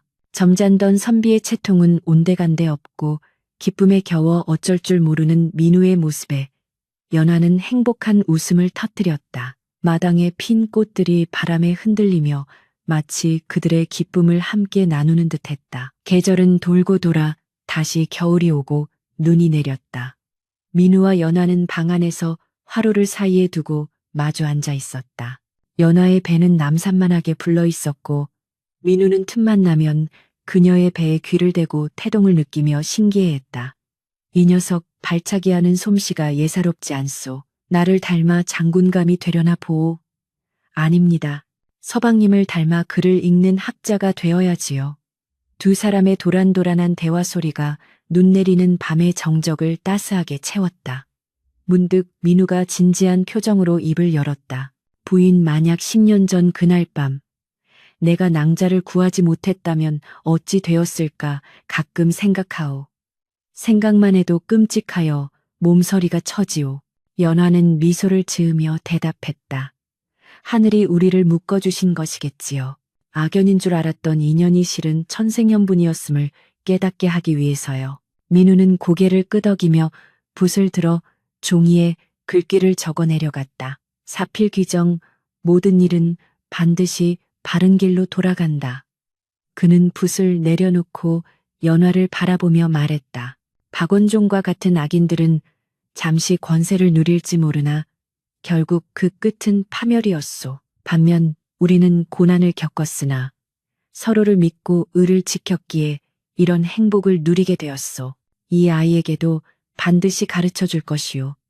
세상에 공짜는 없으며 뿌린 대로 거두는 것이 하늘의 이치라고. 연화는 민우가 쓴 글귀를 어루만지며 깊이 공감했다. 그녀가 품었던 복수의 비수는 이제 녹슬어 사라졌고 그 자리에는 생명을 잉태한 사랑만이 남아 있었다. 마침내 해산달이 되어 건강한 사내 아이의 울음소리가 초가집을 가득 채웠다. 아이의 울음소리는 우렁찼고 산모와 아이 모두 건강했다. 민우는 갓 태어난 핏덩이를 안고 감격의 눈물을 흘렸다. 고맙소. 정말 고맙소. 연화야. 10년 전 불타는 집에서 죽음의 공포에 떨던 소녀와 그녀를 구하려던 소녀는 이제 한 아이의 부모가 되어 생명의 신비를 마주하고 있었다. 아이의 이름을 짓기 위해 고심하던 민우는 창밖을 바라보았다. 마당 한 구석 그들이 심어놓았던 작은 매화나무 묘목에서 어느새 굵은 가지가 뻗어나와 하얀 매화꽃을 흐드러지게 피우고 있었다. 눈 속에서도 굴하지 않고 피어나는 고고한 자태. 민우는 아이를 바라보며 말했다. 이 아이의 이름을 설매라 하고 싶소. 눈 속의 매화처럼 어떤 시련에도 굴하지 않고 맑은 향기를 세상에 전하는 사람이 되라고. 이야기는 여기서 끝을 맺는다. 복수라는 차가운 칼날로 시작된 두 사람의 인연은 용서와 사랑이라는 따뜻한 봄바람으로 마무리되었다. 강민우와 연아 두 사람은 그 후로도 오랫동안 행복하게 살았으며 그들의 자손들은 대대로 청렴하고 강직한 성품으로 칭송받았다고 한다. 세상 사람들은 훗날까지도 이들의 이야기를 전하며 인과응보의 엄중함과 진정한 사랑의 위대함을 되새겼다. 어둠이 깊을수록 새벽이 가깝고 겨울이 추울수록 봄꽃은 더 아름답게 피어나는 법. 인생의 굴곡진 고개마다 시련은 기다리고 있으나 올곧은 마음과 사랑을 잃지 않는다면 반드시 따뜻한 봄날을 맞이할 수 있다는 교훈을 남기며 붓을 놓는다. 민우는 비밀 서재의 가장 깊숙한 곳, 책장 뒤에 숨겨진 공간에서 먼지 쌓인 괴짝 하나를 꺼내왔다. 박원종은 치밀한 자라 웬만한 증거로는 빠져나갈 것이오. 하지만 그자에게도 치명적인 약점이 있으니 바로 자신의 권력을 과시하기 위해 모든 악행을 기록해두는 오만함이요. 민우는 괴짝을 열어 그 안에 든 검은 벼루 하나를 꺼내 들었다. 얼핏 보기에는 평범한 벼루였으나 민우가 벼루의 밑바닥을 특수한 조작으로 누르자 딸깍하는 소리와 함께 바닥이 열리며 얇은 비단 문서가 드러났다. 연하는 숨을 죽이고 지켜보았다. 이것은 박원종이 명나라 사신과 내통하여 국경의 정보를 팔아넘기고 그 대가로 받은 뇌물 목록과 낭자의 아버님을 모함하기 위해 조작한 상소문의 원본이오. 10년 전 내가 아버님의 서재에서 우연히 훔쳐낸 것이지. 내 아버지는 박원종의 협박에 못 이겨 그 상소문을 올렸던 것이고 그 증거를 박원종에게 돌려주지 않고 몰래 보관해 오셨던 것이오. 이것이야말로 박원종을 단칼에 베어버릴 수 있는 확실한 검이었다. 하지만 문제는 이 증거를 어떻게 국왕의 손에 전달하느냐였다. 지금 밖은 박원종의 사병들이 겹겹이 포위하고 있었고 조정은 이미 그의 입김이 닿지 않는 곳이 없었다. 연하는 잠시 생각에 잠기더니 비장한 표정으로 입을 열었다. 내일은 왕실의 제사가 있는 날입니다. 주상 전하께서 종묘에 행차하실 것입니다. 그때가 유일한 기회입니다. 민우는 걱정스러운 눈빛으로 반문했다. 하지만 행렬에 접근하는 것은 불가능에 가깝소. 게다가 박원종이 낭자와 나를 가만두지 않을 텐데. 연하는 민우의 손을 꼭 잡으며 말했다. 제게 방법이 있습니다. 제가 미끼가 되겠습니다. 제가 박원종의 시선을 끄는 동안 서방님께서 행렬의 틈을 타 상선 내관에게 이 문서를 전달하십시오. 상선 영감은 선친과 막역한 사이였으니 분명 도와주실 것입니다. 민우는 펄쩍 뛰며 반대했다. 안 돼요.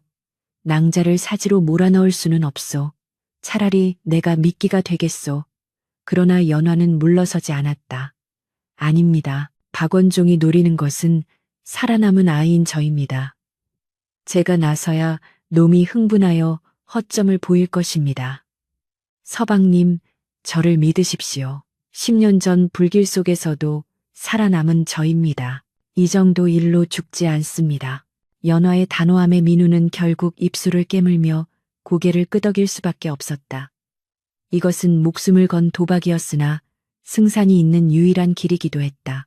두 사람은 비밀 통로의 지도를 펴놓고 치밀하게 탈출 계획을 세웠다.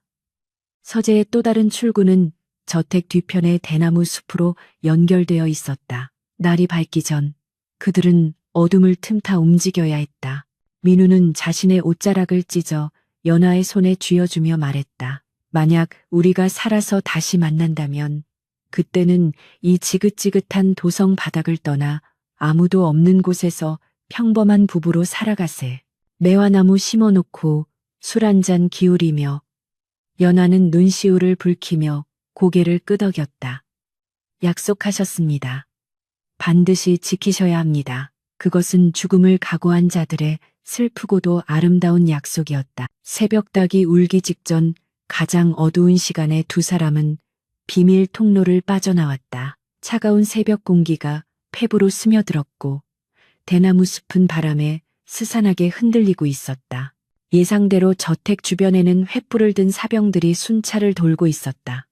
민우는 연화의 손을 잡고 낮은 목소리로 속삭였다. 지금이요. 달리시오.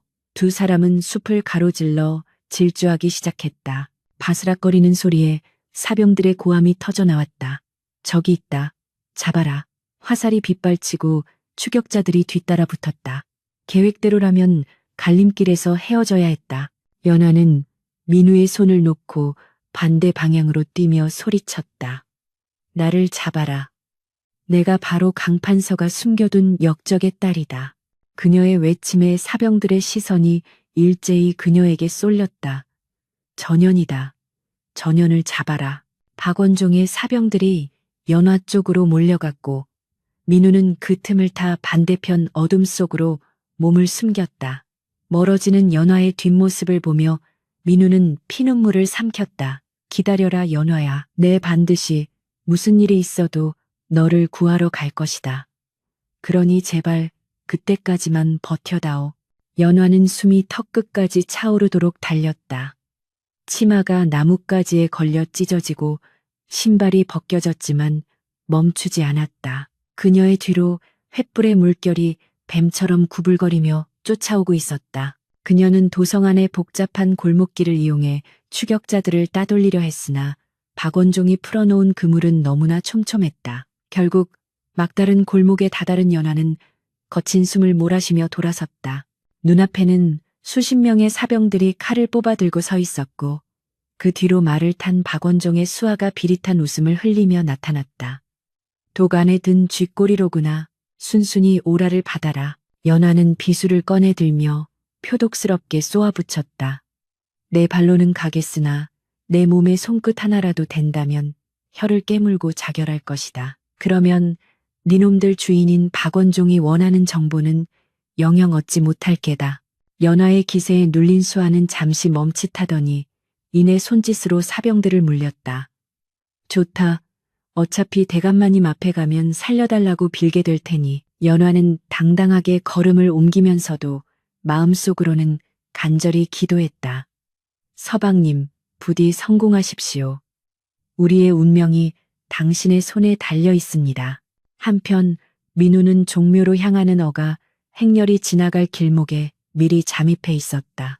상선 내관이 지나갈 위치를 정확히 파악하고 있었지만 경비가 삼엄하여 접근하기가 쉽지 않았다. 그때 멀리서 징소리와 함께 왕의 행차를 알리는 깃발이 보이기 시작했다.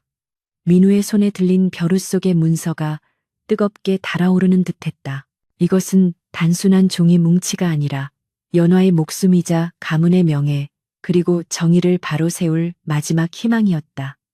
그는 심호흡을 하며 타이밍을 노렸다.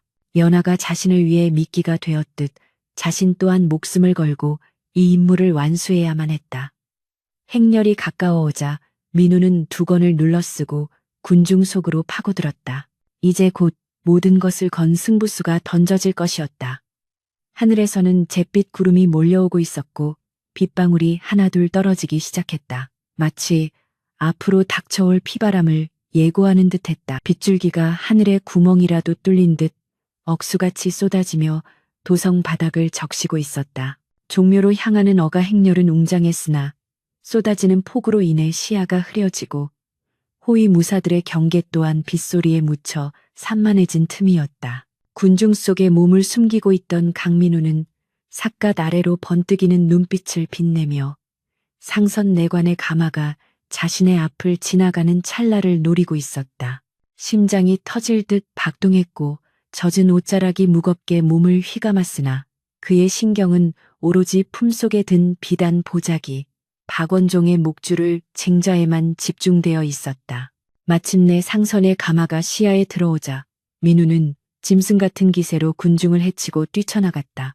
상선 영감, 접니다. 민우입니다. 그의 절규에 가까운 외침은 천둥 소리에 묻힐 뻔했으나 익숙한 목소리에 상선이 가마에 휘장을 걷어 올렸다. 호위 군사들이 창을 겨누며 달려들었지만 민우는 멈추지 않고 달려가며 품속의 물건을 가마 안으로 힘껏 던져 넣었다. 반드시 전하께 전해주십시오. 이 나라의 사직이 걸린 일입니다.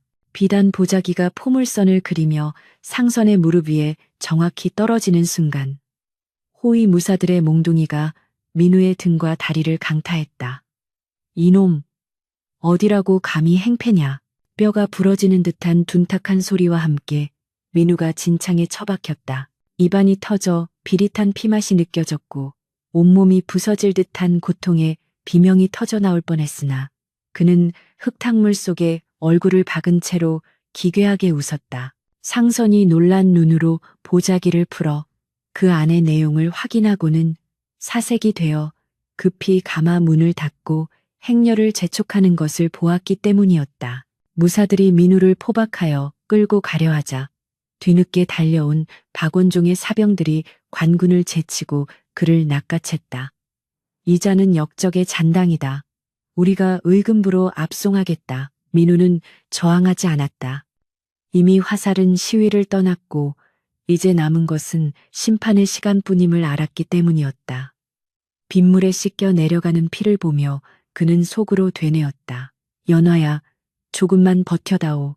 내 할 일은 다 했다. 한편 박원종의 사저 지하 감옥은 습하고 곰팡이 냄새가 진동하는 지옥과도 같은 곳이었다. 연화는 형틀에 묶인 채 모진 고문을 당하고 있었으나 그녀의 눈빛만은 조금도 꺾이지 않은 채 형형하게 빛나고 있었다. 이 독한 년, 내 서방놈이 어디에 숨어 있는지 불면 편안히 보내주겠다고 하지 않았느냐. 박원종이 직접 달궈진 인두를 들고 다가오며 비열하게 웃었다. 연화는 입가에 흐르는 피를 뱉어내며 그를 노려보았다. 짖어라. 내 놈이 아무리 짖어대도 내 입은 열리지 않는다. 그리고 이미 늦었다. 너의 그 더러운 죄상이 낱낱이 적힌 장부가 지금쯤 주상 전하의 손에 들어갔을 게다. 그 말에 박원종의 눈썹이 꿈틀했다. 그는 거짓말이라 치부하면서도 일말의 불안감을 감추지 못했다. 하, 그깟 종이 쪼가리가 전하께 닿을 것 같으냐. 내 눈과 귀가 닿지 않는 곳은 없다. 내 서방놈도 곧 내 곁으로 보내주마. 그때 감옥문이 열리고 피투성이가 된 민우가 질질 끌려 들어왔다. 서방님, 연화의 비명에 민우가 힘겹게 고개를 들었다. 그의 얼굴은 멍과 피로 얼룩져 알아보기 힘들 정도였으나 연화를 보는 눈빛만은 따뜻했다. 미안하오. 늦어서. 사병들이 민우를 연화의 옆 형틀에 묶자 박원종은 만족스러운 듯 껄껄 웃었다. 이런 감동적인 재회라니 저승길 동무가 있어 외롭지는 않겠구나. 내 너희 두 년 놈을 내일 날이 밝는 대로 저잣거리에서 참수하여 역적의 본보기로 삼을 것이다. 박원종은 두 사람을 비웃으며 감옥을 나갔고 차가운 돌바닥 위에는 두 사람의 거친 숨소리만이 남았다. 민우는 고통을 참으며 연화에게 속삭였다. 상선 영감에게 전달했소. 전하께서 곧 움직이실 것이오. 연화는 눈물을 흘리며 고개를 끄덕였다. 압니다. 믿고 있었습니다. 우리는 죽어도 같이 죽고 살아도 같이 사는 것입니다. 칠흑 같은 어둠 속에서 두 사람은 서로의 존재만을 의지하며 다가올 운명을 기다렸다. 다음 날 아침 비는 그쳤으나 하늘은 여전히 낯빛 구름으로 뒤덮여 있었다. 박원종은 자신의 권력을 과시하기 위해 의금부 마당이 아닌 대궐 앞 광장에 임시 형장을 마련하고 백성들을 불러 모았다. 역적의 잔당을 처단한다는 명분이었으나 실상은 자신에게 반기를 드는 자들에게 보내는 경고였다. 민우와 연화는 포박당한 채 형장으로 끌려 나왔다. 수많은 구경꾼이 웅성거리는 가운데 단상 높은 곳에 앉은 박원종이 판결문을 낭독하려 했다. 죄인 강민우와 그처는 흉악한 역모를 꾸미고 그 순간 웅장한 나팔 소리와 함께 궁궐의 정문인 광화문이 활짝 열리며 주상전하 납시오 하는 우렁찬 외침이 광장을 뒤흔들었다. 박원종의 안색이 흑빛으로 변했고 구경하던 백성들과 군졸들은 일제히 바닥에 엎드렸다. 젊은 국왕이 근엄한 표정으로 어좌에 앉지 않고 곧장 단상 앞으로 걸어 나왔다. 그의 뒤에는 상선 내관과 금군들이 서슬퍼런 기세로 따르고 있었고 상선의 손에는 민우가 던졌던 그 비단 보자기가 들려 있었다. 박원종, 듣거라. 국왕의 목소리는 낮지만 천둥처럼 위엄이 있었다. 과인은 오늘 아침 참으로 기가 막힌 문서를 하나 보았다. 내 눈과 귀를 가리고 국정을 농단하며 충신을 역적으로 몰아 죽이고 사리사욕을 채운 자가 바로 내 곁에 있었더구나. 국왕이 손짓하자 상선이 문서를 펼쳐 보였다. 그것은 박원종이 명나라와 내통한 서신과 강신영을 협박했던 증좌였다. 박원종은 부들부들 떨며 변명하려 했으나 입이 떨어지지 않았다. 전하, 그것은 모함이옵니다. 저 역적 놈들이 조작한. 국왕은 호통을 쳤다. 내 이놈, 짐의 눈을 속이려 드느냐. 여기 찍힌 내 놈의 수결 도장이 선명한데 감히 궁지에 몰린 박원종의 눈에 광기가 서렸다. 이대로 죽을 수는 없다는 듯 그는 갑자기 품속에서 단검을 꺼내 들고 가장 가까이 있던 연화에게 달려들었다. 오냐, 나 혼자 죽지는 않는다. 이 계집을 길동무로 삼겠다. 순식간에 벌어진 일이라 금군들도 미처 반응하지 못한 찰나 묶여있던 민우가 초인적인 힘을 발휘하여 몸을 날렸다. 안 된다. 민우의 몸이 연화를 덮치며 박원종의 칼날을 대신 받아냈다. 푹 하는 소리와 함께 칼이 민우의 옆구리를 찔렀으나 민우는 비명을 지르는 대신 박원종의 팔을 물어뜯으며 그와 함께 바닥으로 뒹굴었다. 어서 저놈을 쳐라. 국왕의 다급한 명령에 금군들이 쇄도하여 박원종을 제압하고 바닥에 짓눌렀다. 아수라장이 된 형장에서 연화는 피를 흘리며 쓰러진 민우를 끌어안고 오열했다. 서방님, 눈을 뜨세요. 제발. 민우의 붉은 피가 형장의 흙바닥을 적셨지만 그는 흐릿해져가는 시야 속에서도 연화를 보며 희미하게 웃었다.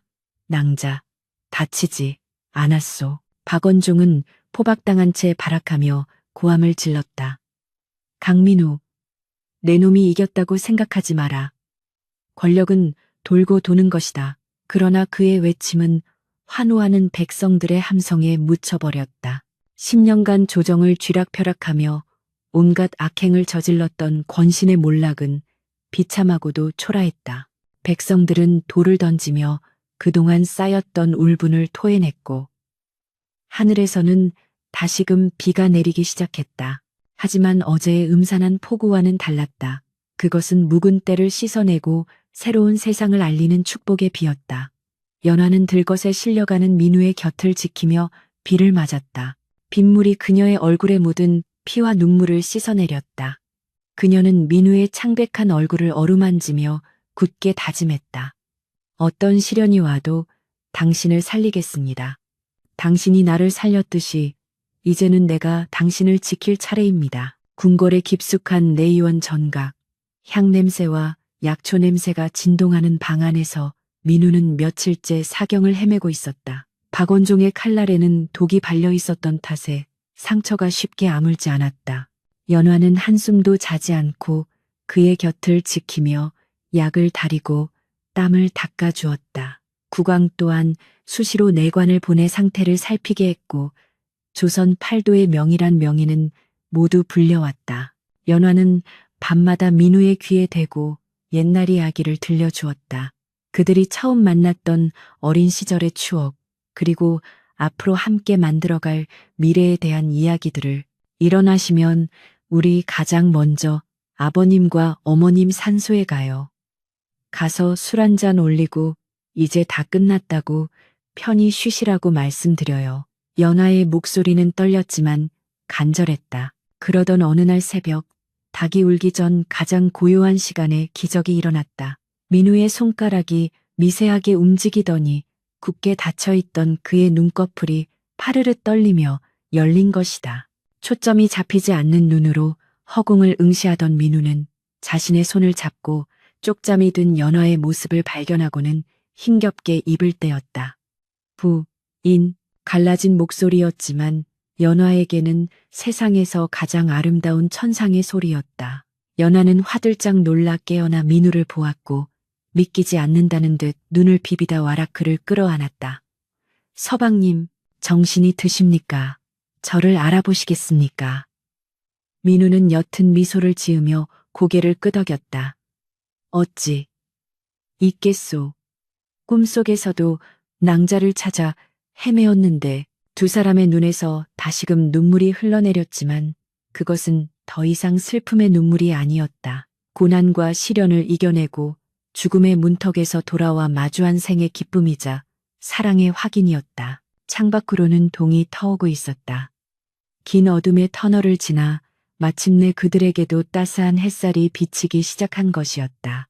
이제 남은 것은 상처를 치유하고 그들이 그토록 꿈꾸던 평범하고 행복한 날들을 맞이하는 일뿐이었다.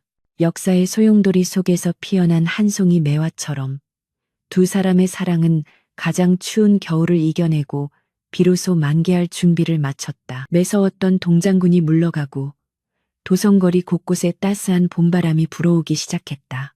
핏빛으로 얼룩졌던 대궐 앞 광장의 흙바닥은 깨끗이 씻겨나갔고 그 자리에는 파릇파릇한 새싹이 돋아나며 생명의 기운을 뽐내고 있었다. 박원종 일파가 처단된 후 조정에는 거대한 개혁의 바람이 불었다. 국왕은 부패한 관리들을 대거 척결하고 억울하게 누명을 쓴 충신들의 명예를 회복시키는 작업에 착수했다. 백성들은 거리로 나와 만세를 불렀고 도성의 공기마저 한결 맑아진 듯했다. 그 소란스러우면서도 활기찬 변화의 중심에서 강민우와 연화는 조용히 자신들의 삶을 되찾아가고 있었다. 민우의 상처는 깊었으나 연화의 지극정성 어린 간호와 내의원의 헌신적인 치료 덕분에 기적적으로 회복되었다. 그가 처음으로 지팡이를 짚고 마당에 나섰을 때 앙상했던 매화나무 가지에 맺혀있던 꽃망울이 톡하고 터지며 은은한 향기를 내뿜었는데 그것은 마치 그들의 새로운 시작을 축복하는 자연의 인사와도 같았다. 어느 화창한 날 오후 대궐에서 교지를 든 내관이 민우의 저택을 찾았다. 민우와 연화는 마당에 멍석을 깔고 정갈한 의복을 갖춰 입은 채 엎드려 어명을 받들었다. 유세차, 고 판서 김대식은 간신의 모함으로 억울하게 역적으로 몰려 죽음을 맞이하였으나 이제 그 진실이 만천하에 밝혀졌으니 과인은 그 죄를 씻고 관직을 복구하며 그 딸 연화에게 정경 부인의 자귀를 내리노라. 내관의 목소리가 낭낭하게 울려 퍼지는 순간 연화의 어깨가 가늘게 떨리기 시작했다. 10년, 무려 10년이었다. 역적의 딸이라는 오명을 쓰고 이름을 숨긴 채 짐승처럼 도망쳐야 했던 그 지옥 같은 세월이 주마등처럼 스쳐 지나갔다. 그녀는 바닥에 이마를 댄 채 하염없이 눈물을 쏟아냈다. 그것은 슬픔의 눈물이 아니라 묵은 체증이 내려가는 해방의 눈물이자 구천을 떠돌고 있을 부모님께 바치는 위로의 눈물이었다. 민우는 옆에서 조용히 연화의 손을 꽉 잡아주었다. 그의 따뜻한 온기가 전해져 오자 연화는 비로소 자신이 혼자가 아님을, 이제는 떳떳한 세상의 일원으로 돌아왔음을 실감할 수 있었다. 교지를 내린 후 국왕은 민우에게 높은 벼슬을 내리려 했으나 민우는 정중히 고사했다. 전하, 소신은 권력의 무상함과 비정함을 뼈저리게 느꼈사옵니다. 이제는 그저 한 여인의 지아비로서 그리고 소박한 선비로서 남은 생을 보내고 싶습니다. 부디 저를 놓아주십시오. 국왕은 민우의 뜻을 꺾을 수 없음을 알고 대신 그에게 도성 외곽의 경치 좋은 곳에 하사품과 함께 별장을 내어주며 그의 충심을 기렸다. 민우의 아버지 강신영 또한 박원종의 협박에 못 이겨 동조했던 죄를 자복하고 스스로 관직에서 물러나 낙향하였다. 그는 떠나기 전 며느리 연화의 손을 잡고 참회의 눈물을 흘렸다. 내 죄가 크다. 너를 볼 면목이 없구나. 부디 못난 아비와 시아비를 용서하지 마라. 연화는 늙고 병든 시아버지를 보며 복수심 대신 연민을 느꼈다. 아버님, 지난 일은 모두 잊으십시오. 서방님을 낳아주시고 길러주신 은혜만 기억하겠습니다. 용서는 복수보다 더 큰 용기가 필요한 법이었으나 연화는 기꺼이 그 길을 택했다. 그것이 자신을 살리고 민우를 살리는 길임을 깨달았기 때문이다.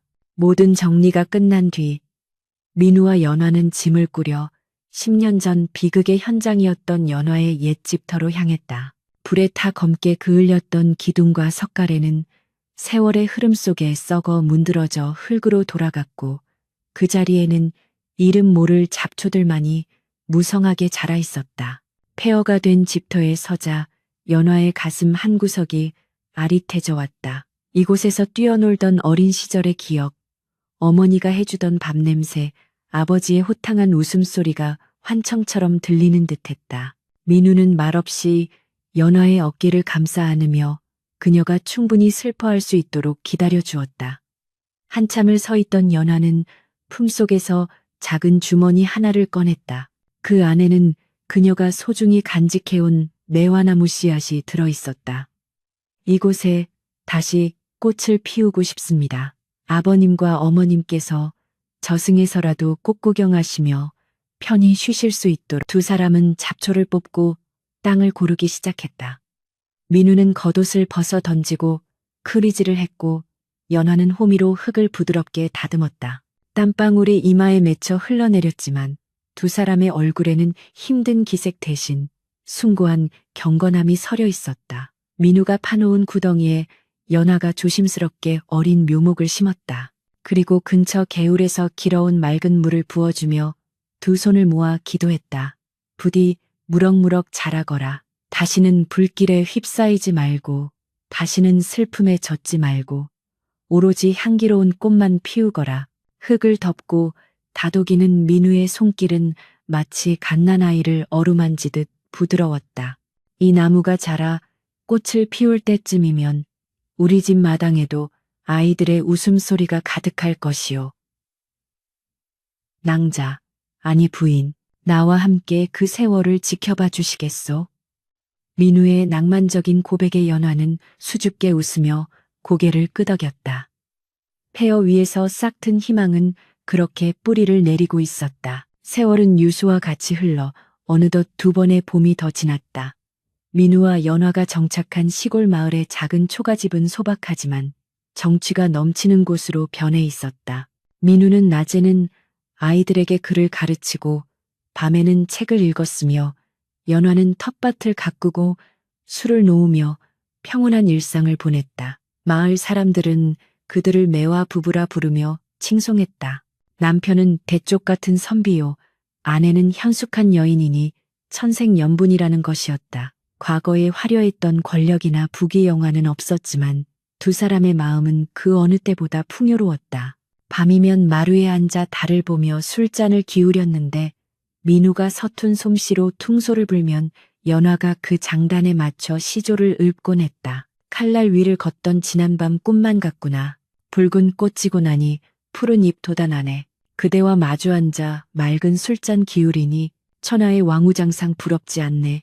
연화의 낭낭한 목소리에 민우는 퉁소를 내려놓고 그윽한 눈빛으로 그녀를 바라보았다. 부인의 시 솜씨는 날이 갈수록 일취월장하는구려. 내 퉁소 소리가 부끄러워 더 이상 못 불겠소. 민우의 너스레에 연하는 빼르르 웃으며 그의 술잔에 술을 채워주었다.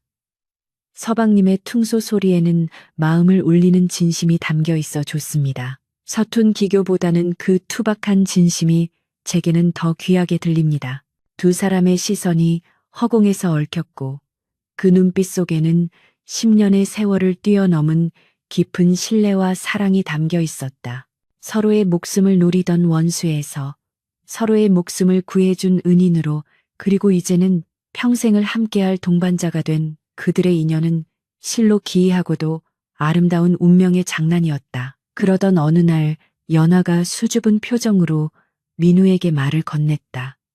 서방님, 내년 봄에는 저 옛집 터의 매화나무를 보러 가기 힘들 것 같습니다. 민우가 의아해하며 물었다. 아니, 왜 말이오? 몸이 어디 불편하오? 연하는 고개를 저으며 살며시 자신의 배에 손을 얹었다. 몸이 무거워서 먼 길을 가기는 힘들 듯하여 민우는 잠시 멍하니 있다가 연화의 손이 얹힌 곳을 바라보며 눈을 크게 떴다. 혹시 태기가 있는 것이오? 연화가 얼굴을 붉히며 고개를 끄덕이자 민우는 자리를 박차고 일어나 덩실덩실 춤을 추기 시작했다. 하하하, 내게도 자식이 생기다니. 우리 집에 경사가 났구나. 점잖던 선비의 채통은 온데간데 없고 기쁨에 겨워 어쩔 줄 모르는 민우의 모습에 연하는 행복한 웃음을 터뜨렸다. 마당에 핀 꽃들이 바람에 흔들리며 마치 그들의 기쁨을 함께 나누는 듯했다. 계절은 돌고 돌아 다시 겨울이 오고 눈이 내렸다. 민우와 연하는 방 안에서 화로를 사이에 두고 마주 앉아 있었다. 연하의 배는 남산만하게 불러 있었고 민우는 틈만 나면 그녀의 배에 귀를 대고 태동을 느끼며 신기해했다. 이 녀석 발차기 하는 솜씨가 예사롭지 않소. 나를 닮아 장군감이 되려나 보오. 아닙니다. 서방님을 닮아 글을 읽는 학자가 되어야지요. 두 사람의 도란도란한 대화 소리가 눈 내리는 밤의 정적을 따스하게 채웠다. 문득 민우가 진지한 표정으로 입을 열었다. 부인, 만약 10년 전 그날 밤 내가 낭자를 구하지 못했다면 어찌 되었을까 가끔 생각하오. 생각만 해도 끔찍하여 몸서리가 처지오. 연하는 미소를 지으며 대답했다. 하늘이 우리를 묶어주신 것이겠지요. 악연인 줄 알았던 인연이 실은 천생연분이었음을 깨닫게 하기 위해서요. 민우는 고개를 끄덕이며 붓을 들어 종이에 글귀를 적어 내려갔다. 사필귀정 모든 일은 반드시 바른 길로 돌아간다. 그는 붓을 내려놓고 연하를 바라보며 말했다. 박원종과 같은 악인들은 잠시 권세를 누릴지 모르나 결국 그 끝은 파멸이었소. 반면 우리는 고난을 겪었으나 서로를 믿고 의를 지켰기에 이런 행복을 누리게 되었소. 이 아이에게도 반드시 가르쳐 줄 것이요. 세상에 공짜는 없으며 뿌린 대로 거두는 것이 하늘의 이치라고.